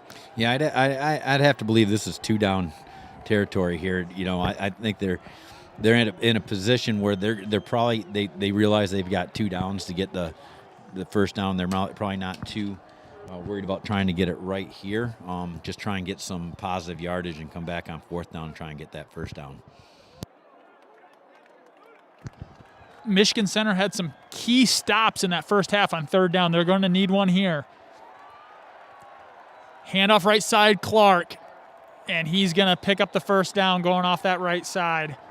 What do we always say, Eric? When it's a big yardage that you need, you go to your horse, right? I think I say that's what I'm coaching. This year when we were playing, when we needed big yardage, we went to Jake Roof. I think it's the same thing with Constantine. When they need big yardage, they go to Braden Clark.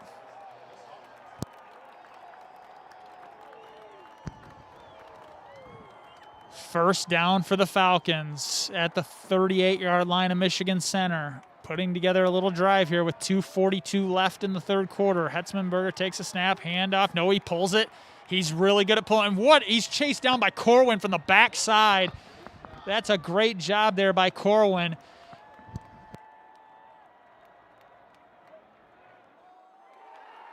Coach, I think that's probably the first time that Hetzmanberger kept that ball and didn't pick up positive yardage. Yeah, it looks like what Coach Griff is telling him there is, Hetzmanberger comes over to get the play is that you don't have to bring it outside every single time. Even though you're the quarterback, you're just like the third halfback. You can cut it up inside just like anybody else needs it. You don't have to always necessarily come outside with that. So there was definitely an opening to cut back. If he would have done that, I don't think it would have been caught. 2nd and 10. A little soft pitch to Clark going right. He's being patient. still patient, cuts it up, and there's going to be a flag come in. And I got a feeling, Coach, you're going to say Coach Griff is not going to be too happy about this.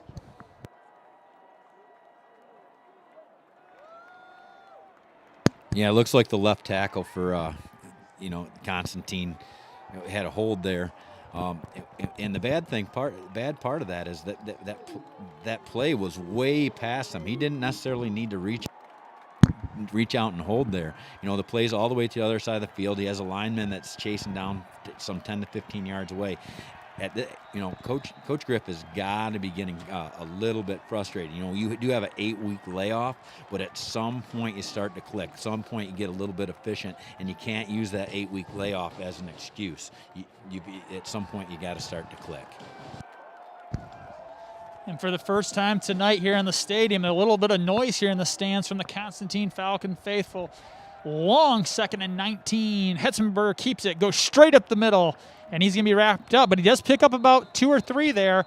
But like we say, it's going to be a long 3rd down for a Constantine offense that has not put the ball in the air yet tonight. That plays a little bit different than the other plays they were running. Before they were running a quarterback keep to the outside. That's what we would call a quarterback follow, where he is faking it to the fullback and following in. What happened there is that tailback, who's supposed to be drawing that defense, bumps into him, gets him off balance, and he turns sideways. And at that point, momentum's dead, and he could not get up the hole at that point. Just a mistake on the tailback. He should have cleared that quarterback easily. I would assume Coach Griff is calling this play with 2 plays in mind. 3rd and 16. Hetzmanberger, handoff right side clock. No, he keeps it. What a fake. And it looks like it's intercepted. Intercepted by, I think, number 8. He threw it behind him a little bit. He was open, as was number 40. Owen Griffith was open downfield. He could have thrown it either. He just throws it a little bit behind him, and that equals the interception. Dalen Hinkle there on the interception, with the interception there for the Cardinals. And what a fake there by Hetzmanberger. He had a lot of time, but you're right, just a little behind. And Michigan Center dodges kind of a bullet here with 27 seconds left in the 3rd quarter, and you got to feel that they feel like they're right back in this game with that after that turnover. Isaac Hall got hurt in the first half, and he hasn't been in. That's a key part of Constantine's defense that's not in right now.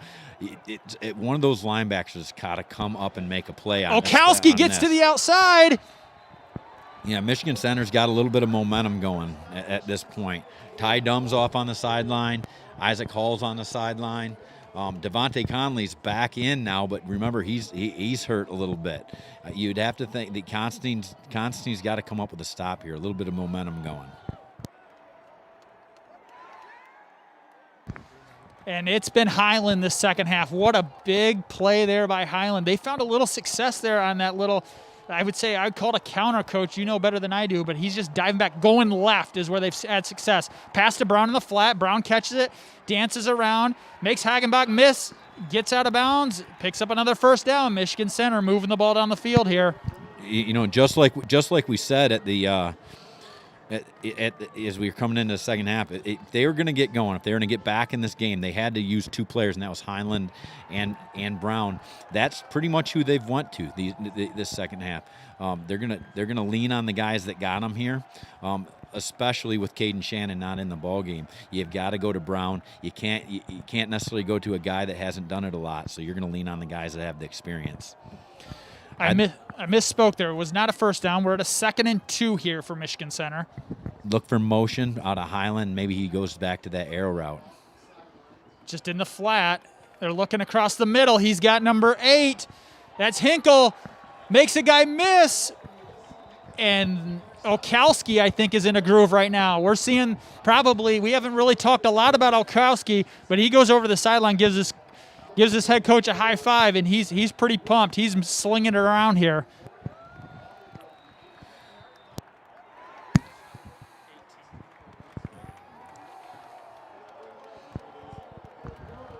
That will end the 3rd quarter here, where the Constantine Falcons lead 20-7 over the Michigan Center Cardinals.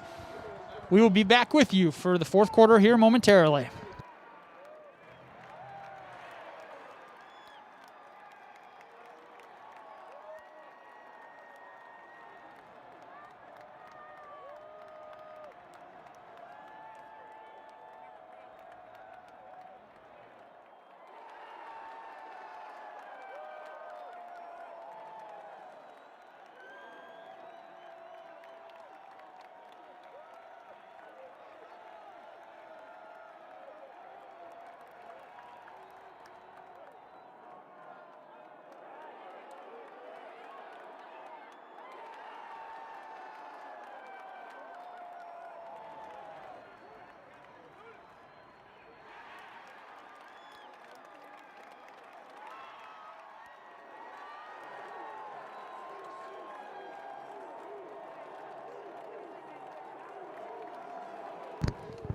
Well, Coach, as we start the fourth quarter, Michigan Center putting together a drive here, and it looks like they've got a little momentum here.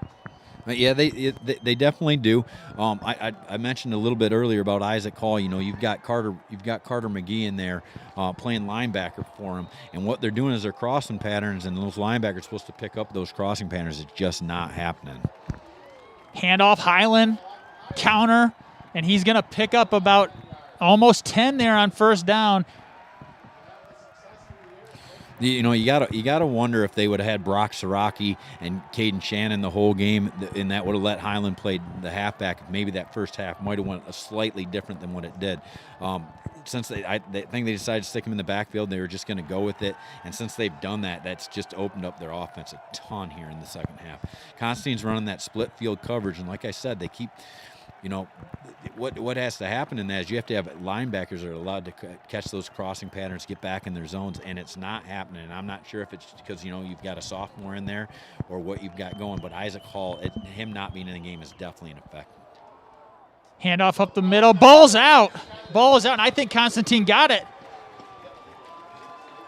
It is, and I don't know who the tailback was there, but it didn't look real clean of an exchange from Olkowski to the tailback. The sun is right in our eyes, so it's really hard to see here. Well, there was definitely a big collision there, and I'm not sure if that was Owen Griffith. I'm not sure if Owen Griffith is the one who was supposed to have, you know, is the one that made that hit. He went down after the play, but it was a big hit and a poor exchange. Like we said, it was mistakes. You're going to have to play clean, efficient football. Between the penalties of Constantine and now this turnover by Michigan Center, you're not seeing the cleanest of football. I'm sure you'll see whoever gets out of this game be much more efficient next week.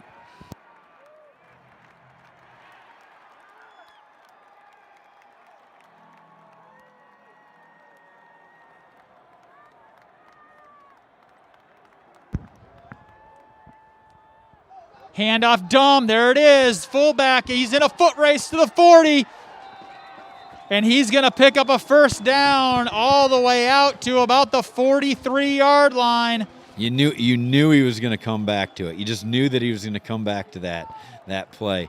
Dumb finally finally gets going there, real patient. Couldn't tell he has the ball. Didn't come out of that that layered look until he got to the third level. And at that point, he was off to the races.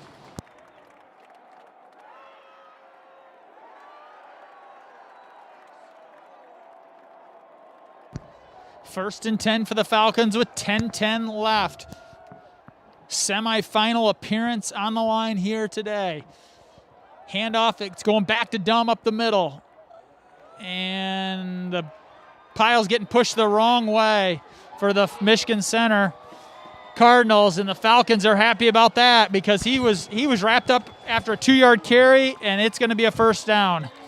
Just start, they're just asserting their will here. You have to, Michigan Center had that momentum. You have to wonder if, conditioning starting to come into play. They had all that energy. They fumbled the ball. The energy dies, and now some of that, that inertia disappears. Yeah, that fumble really flipped the momentum here, and then Dumb gashing him with that big 43-yard, with that big 35-yard carry. Constantine rolling here with 9:21 left in the game. Hetzmanberger under center. Ball's on the ground. We got another fumble. Michigan Center saying they have it. Michigan Center has the football with 9:12 left in the fourth quarter. And the energy switches right back to Michigan Center.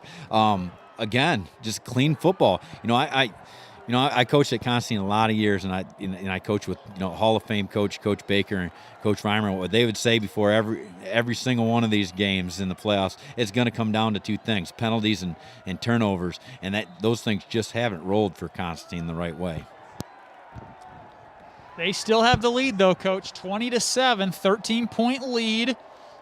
But Michigan Center they've been moving the ball the second half offensively. So Constantine defense is going to have to come up with another stop here. But Olkowski, I would say, he's looked really good this second half. I didn't think he looked great in that first half, but I think he's been really sharp here in the second half. That's a legal motion. Highland never got set. and some of that, you can say that's on Highland. Olkowski, he's got to make sure, he's got to look over and make sure his guys are set.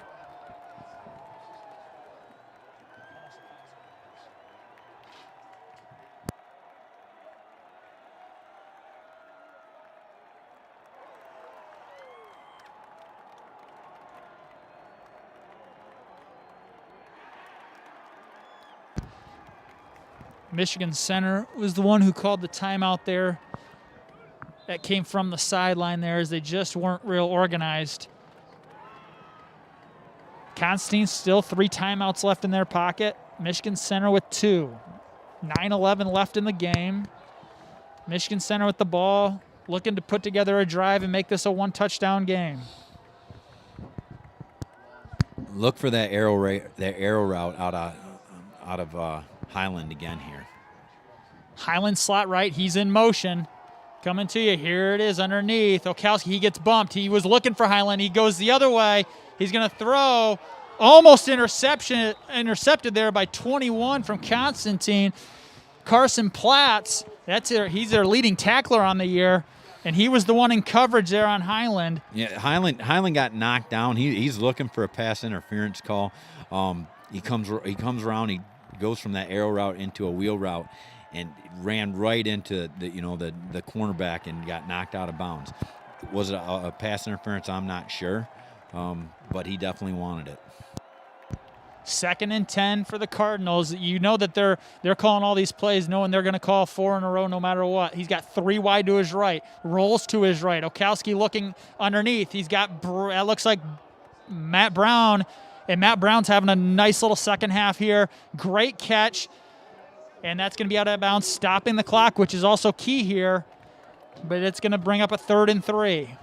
I think if I was Constantine, I might start thinking about doubling on Matt Brown, making sure that you have Highland taken care of. If I'm Olkowski, I'm going to those 2. Those are the 2 guys I count on. Constantine's got to then counter that by taking them away somehow, some way.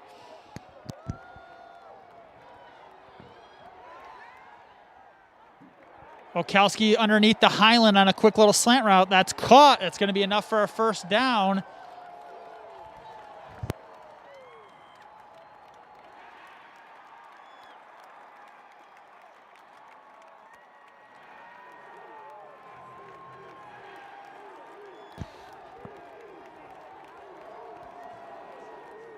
Highland next to Olkowski in the backfield. Handoff Highland, dancing around, and there's going to be a flag. You're probably going to see a hold here.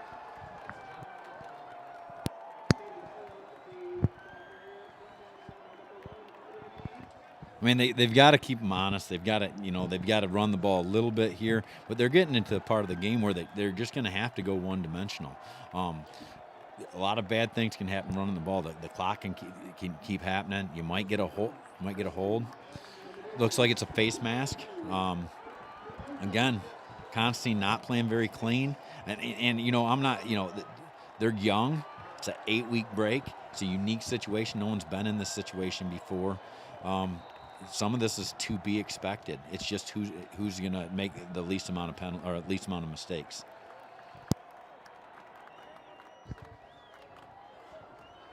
So not a hold, a face mask, 15-yarder on Constantine. 1st and 10 for the Cardinals. Olkowski in the gun. Steps up in the pocket. And it looks like that's going to be, and the ref has a flag, half in, half out. He hasn't decided to throw it or not. To tell you the truth, Eric, I think the whistle was blown before he ever threw it. I don't, it's what it sounded like to me. I'm not sure that's an intentional grounding, but they threw the flag. But I thought I heard a whistle before he threw the ball.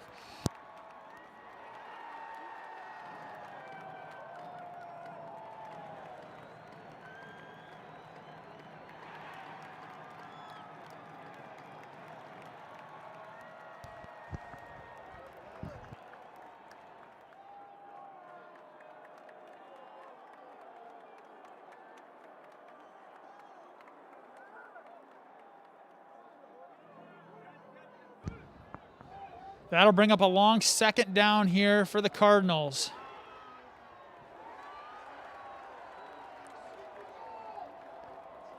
Wachowski looking right. He's got a deep ball. He's going to Brown.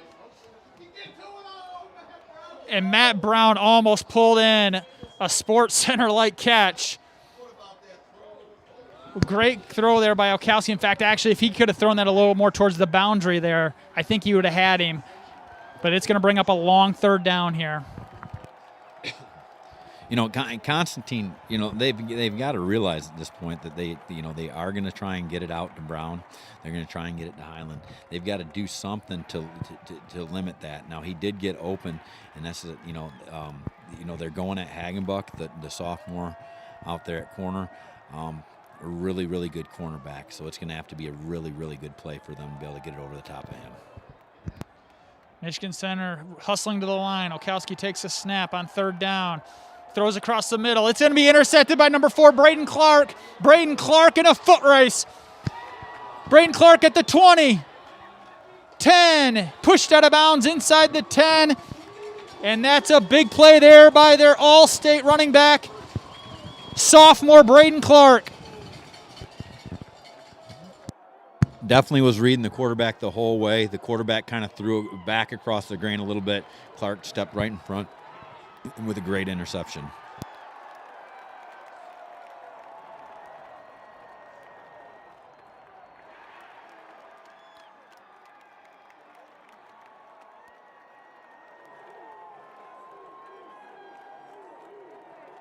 Yeah, I don't, he just ran the ball about 60 yards, but I don't think Coach Griff's giving him a break. If I, and there he is, he's right back in. I'm not sure if he's going to get the ball, but he definitely wasn't coming off the field. Hagenbach, the other tailback to the right. Conley's still on the sideline. Handoff going to Dumb up the middle, and he's going to be wrapped up immediately. And Michigan Center has to get a stop here. The Cardinals have to get a stop if they want to stay in this ball game. And we've got a Cardinal down on the field.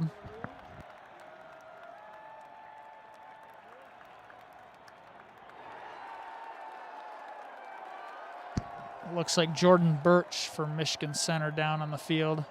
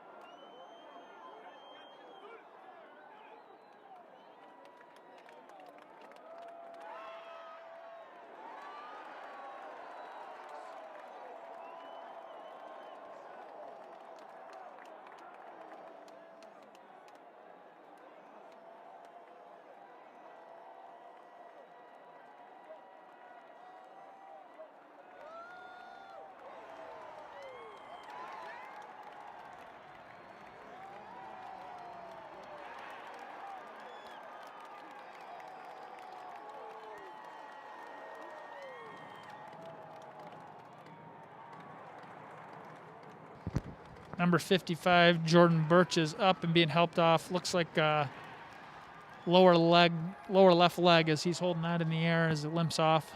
But glad to see him up and moving.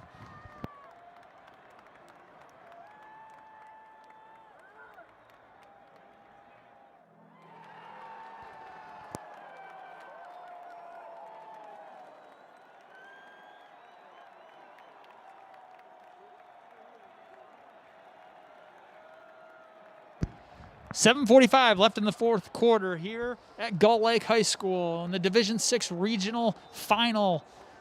Constantine Falcons lead the Michigan Center Cardinals 20-7. Constantine driving here. Second and goal at the 8.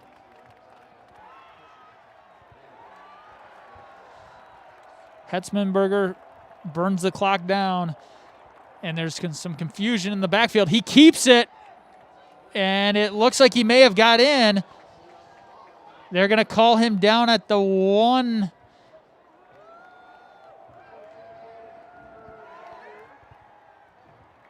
Hetzmansberger and Dumb kind of ran into each other there, but it looks like, Coach, it's almost that same play call earlier where they were looking to just follow right up the middle there. Yeah, I'm not sure exactly what happened there. It looked like Hetzberg opened up the right side. It looked like Ty Dumb went to the right side. I don't know whether he had a weird release from under center, but definitely looked like that everyone moved to the spot they did. They just happened for some reason to bump into each other. Well, it worked out, and they picked up 7 there on second down. So 3rd and goal at the 1. Constantine runs up to the line, and then all of a sudden it looks like Coach Griff wants to chat about it. You know, you got to give your hats off to the Constantine defense. You know, everyone talks about Constantine's offense, but the defense is doing a really nice job. This is the first time that Constantine's made it this far into the playoffs without, you know, Hall of Fame defensive coordinator Ken Reimer. And I'm sure Coach Reimer, as he's watching this game today, is just really, really proud of the job that they're doing out there. This is very reminiscent of a type of football game that he would have coached in. Very physical, tough defense, take away the run, you know, gamble a little bit with the pass, but it's, like I said, just a great job defensively.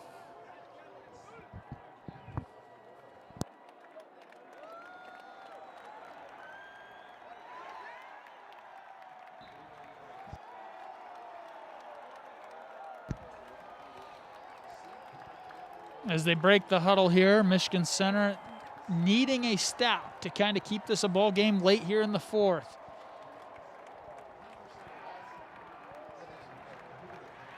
Coach Griff breaks the Constantine huddle, clapping. A little motivation, one last thing before they break out.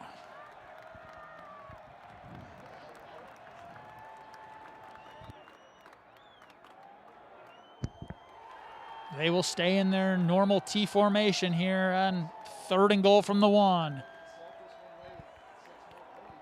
Handoff right side, Clark untouched. Touchdown, Constantine Eagles. Constantine Falcons.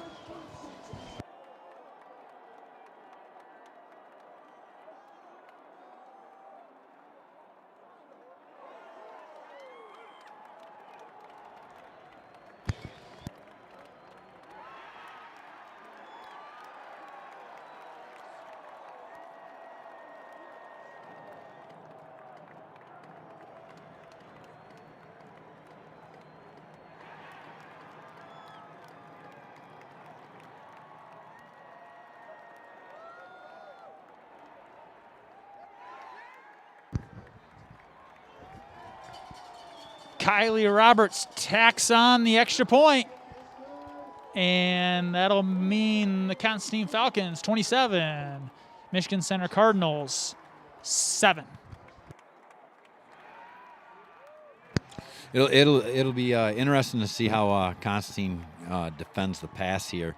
The one thing, you know, usually when teams can move the ball a little bit on Constantine, it's in the pass, and people might think that, you know, that has to do with, you know, poor coverage or something like that. What it really comes down to is most of those guys in the defensive backfield, they're usually the 3 guys that play offense in the backfield, and they're usually the quarterback, and they're coming off of big drives or big plays, and they're winded a little bit. So, I mean, it's one thing to think about. They might, you know, if you see them move the ball a little bit, realize that those Constantine backs have carried a lot of fakes out today, 15, 20 yards on their fakes. They've carried the ball a lot. It is definitely something to think as they try and move the ball here.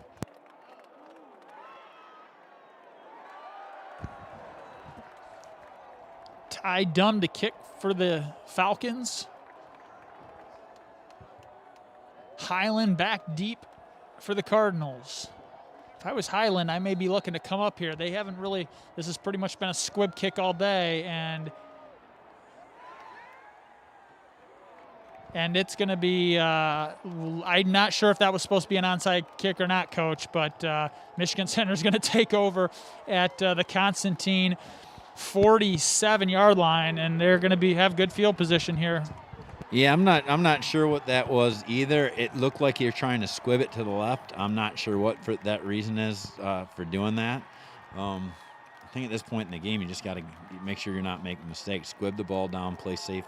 Don't try not to get too fancy, and you definitely don't want fancy out of your kicker.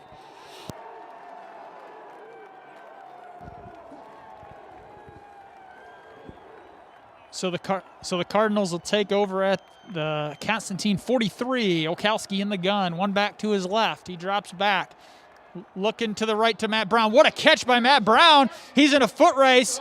Matt Brown's going to get it. He just gets tackled just short. What a catch there by Brown.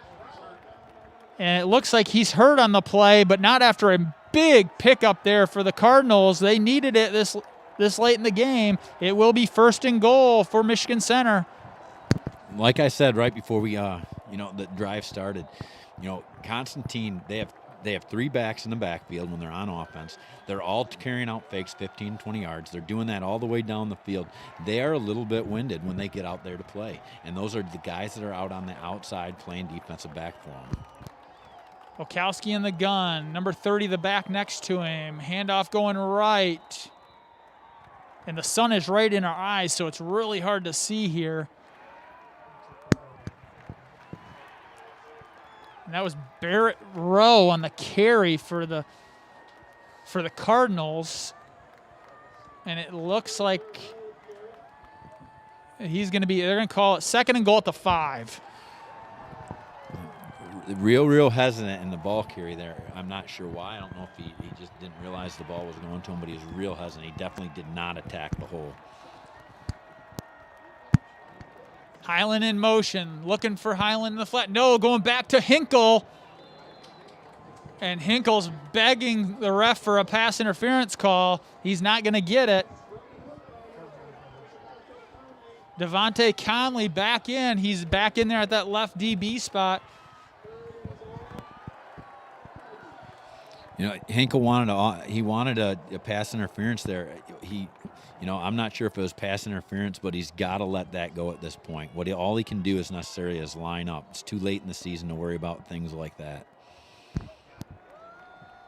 Okowski in the gun. They're going to run a reverse to Hinkle. Pass. A little trickeration there. What a play there. They pulled that deep out of the playbook. And that's going to be a touchdown pass from Hinkle to quarterback Okowski. 5-yard touchdown pass. And Michigan Center pulls within 2 touchdowns with 5:12 remaining in the 4th quarter. 13 points doesn't necessarily do a lot for them here. You might see them fake the extra point here.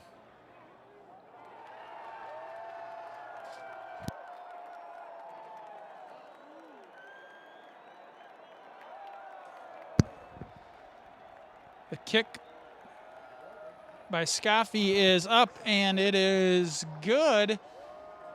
Michigan Center 14, Constantine 27. 5:12 left in the 4th quarter.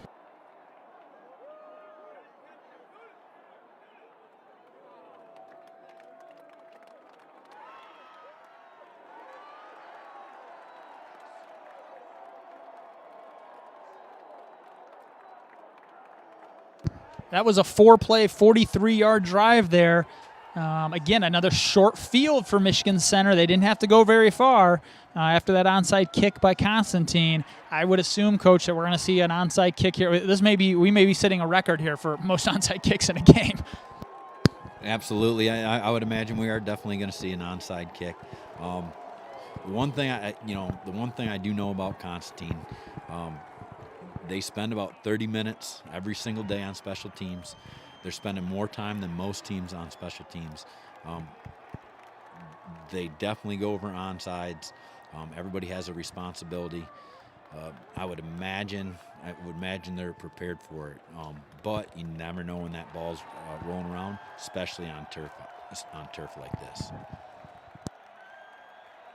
Cold football, 34 degrees out. Feels like 25. Anything can happen here. And Michigan Center did an onside kick earlier, and they had a great bounce. So we'll see. Like you said, anything can happen. Constantine set up, and it's going to be an onside kick coming at us. And it's hit, and it bounced off the Constantine guy, and we can't tell who that was down there. It looks like 40. It was Owen Griffith. It is. It bounced off his shins. He was able to fall down on it. It's a good thing that the juice man fell down on the football there. It might have been a long, long ride home tonight with Dad if he didn't.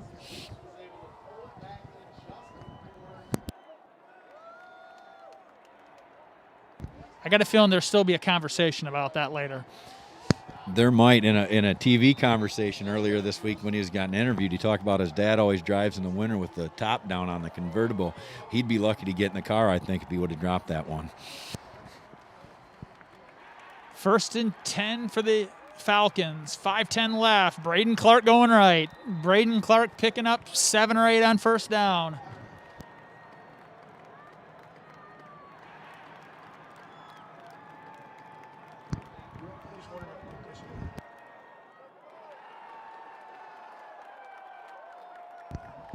Number 99, Lamone for Michigan Center, limps off. He gets off on his own power there. Look for the trap play here out of Coach Griff on this one. Look for the ball to go to Dumb. They have a new defensive tackle in. They might try to attack that a little bit.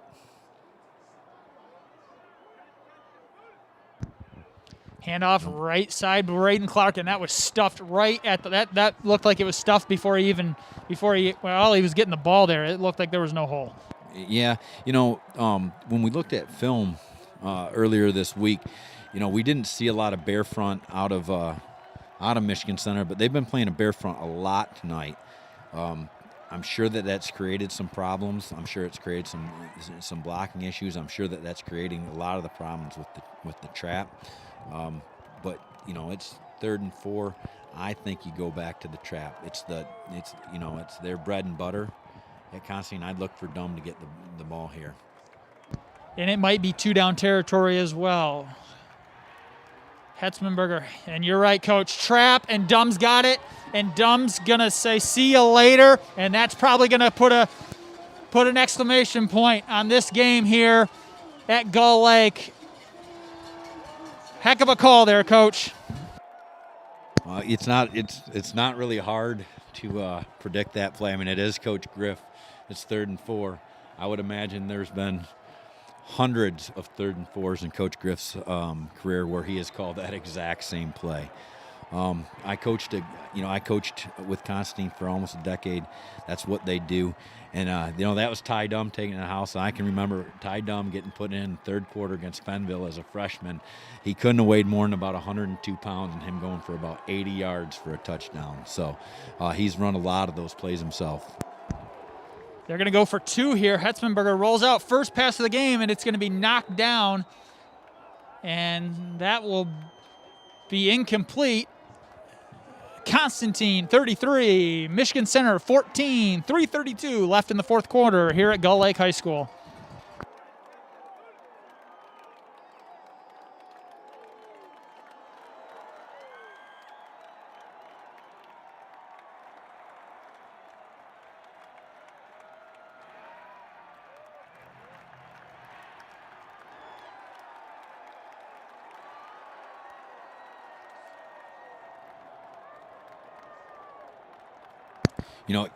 Constantine's been in a lot of these games over the years, Coach, and that coaching staff down there, they've got a couple of guys that moved over. You got Darren Vandenberg, who was a head football coach, and you got Coach Edwards there that was at Goebels with some really good football teams. You got Coach Tully, who's been coaching for 25 years. Coach Griff, who's going to be a Hall of Fame football coach. You got a lot of experience, and the farther that they get into the playoffs, the more and more that comes into play.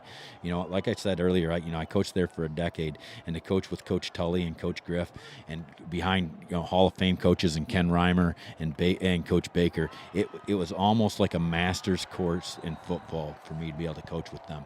The further they get in the playoffs, the more and more their advantage. They are definitely a force to be reckoned with. Matt Brown fields that kickoff at about the 35, and he's going to get a nice return, and Michigan Center is going to start again for probably the 3rd time tonight. They're going to start their opening possession of this drive in Constantine territory. Last drive, they went 4 plays, 43 yards. Let's see. They're gonna need to do that again here.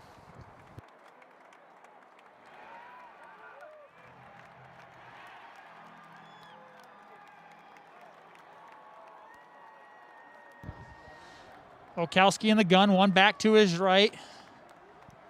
They're going to roll the pocket to his right. He gets hit as he releases it, and it's going to be incomplete.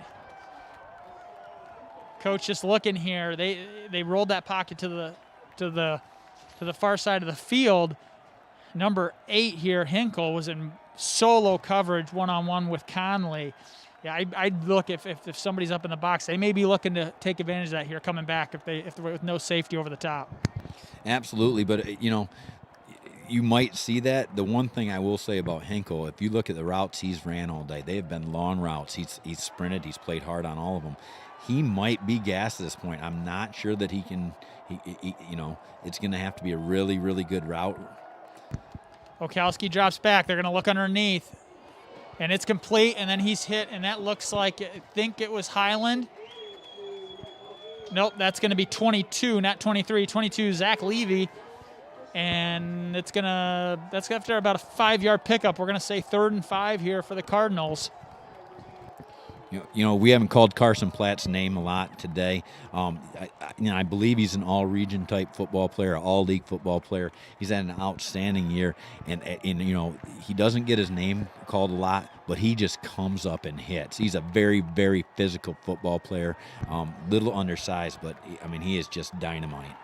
Okowski drops back, looking for Hinkle, and Hinkle pulls it in. That's going to be enough for a first down. They're going to stop the clock, move the chains.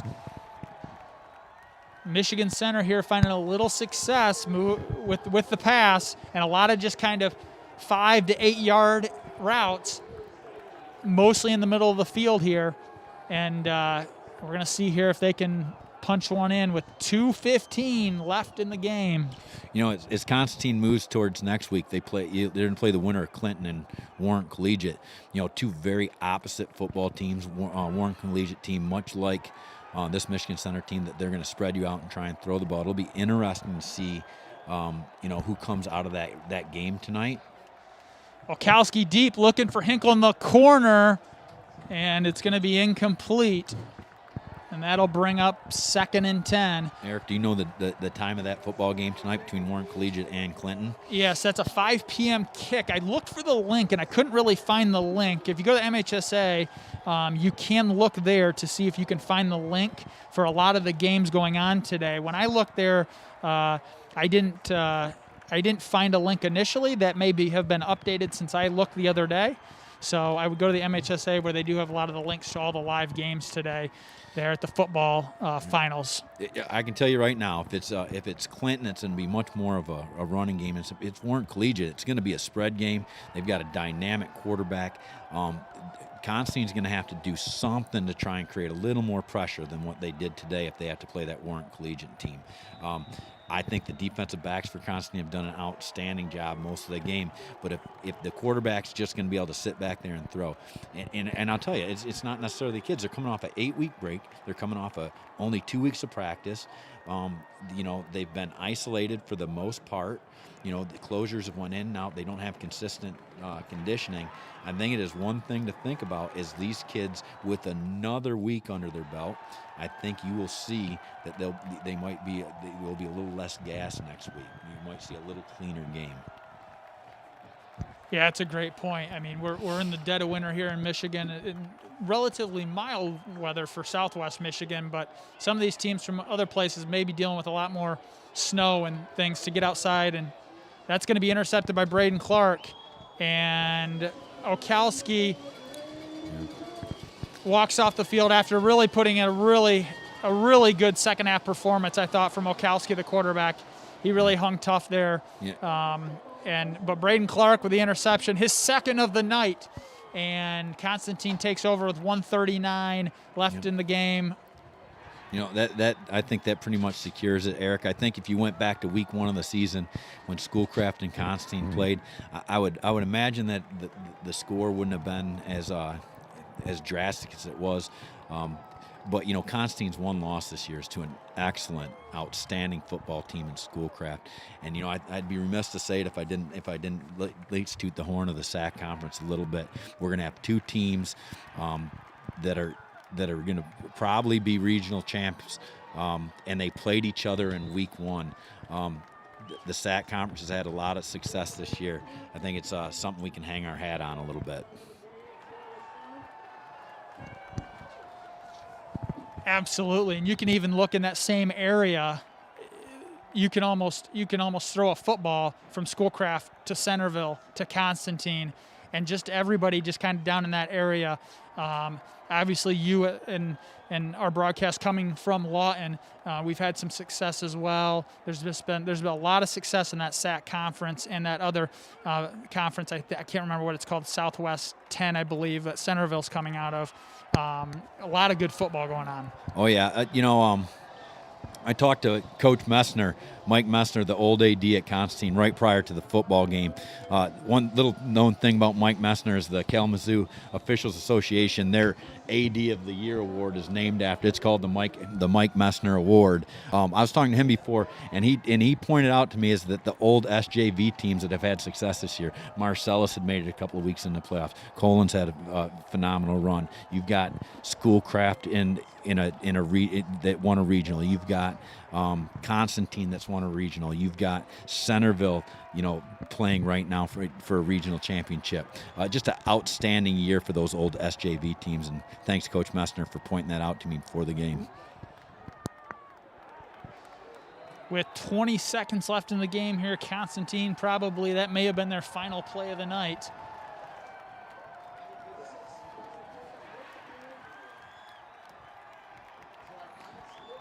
So our final score here from Gull Lake High School, the Constantine Falcons 33, Michigan Center Cardinals 14. That was a lot of fun, Eric. Mike, thanks for having me out. Don't know if I ever want to do that again, but it was a lot of fun. Well, Coach, hang tight here. We're going to do just a quick wrap up here, and I believe they're probably going to do a regional. The regional trophy should be going to Coach Griff here momentarily. We'll be with you probably here in about 30 seconds with a wrap up, and be back momentarily.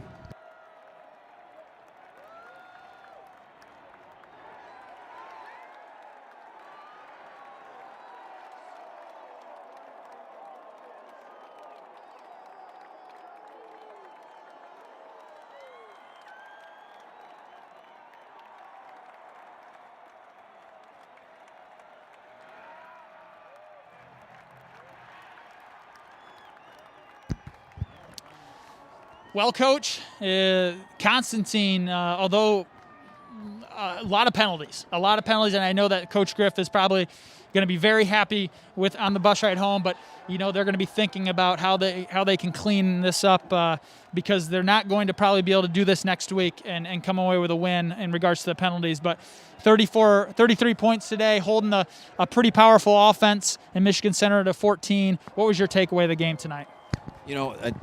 I think, while they did have mistakes, Constantine was able to do what they wanted to do. They gave the ball to Clark. They were able to move the ball a little bit in the backfield. You have to throw your hat off to Caden Hetzmanberger. Just he opened up the offense in the first half. Michigan Center had to make an adjustment to address him. That opens up the other three backs.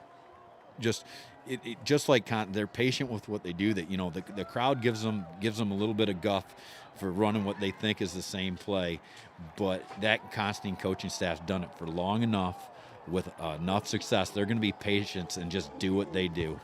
Just hats off to their offense. Great job defensively also.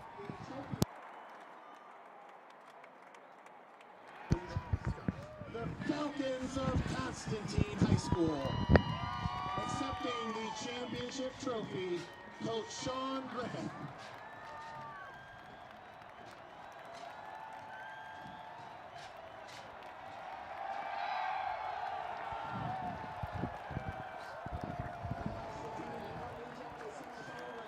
Well, Coach, before we sign off here, congratulations to the Michigan Center and Coach Allen on a great season. They're the first time they've made it to a regional final, made it to the regional in general, and so congratulations to them. Absolutely.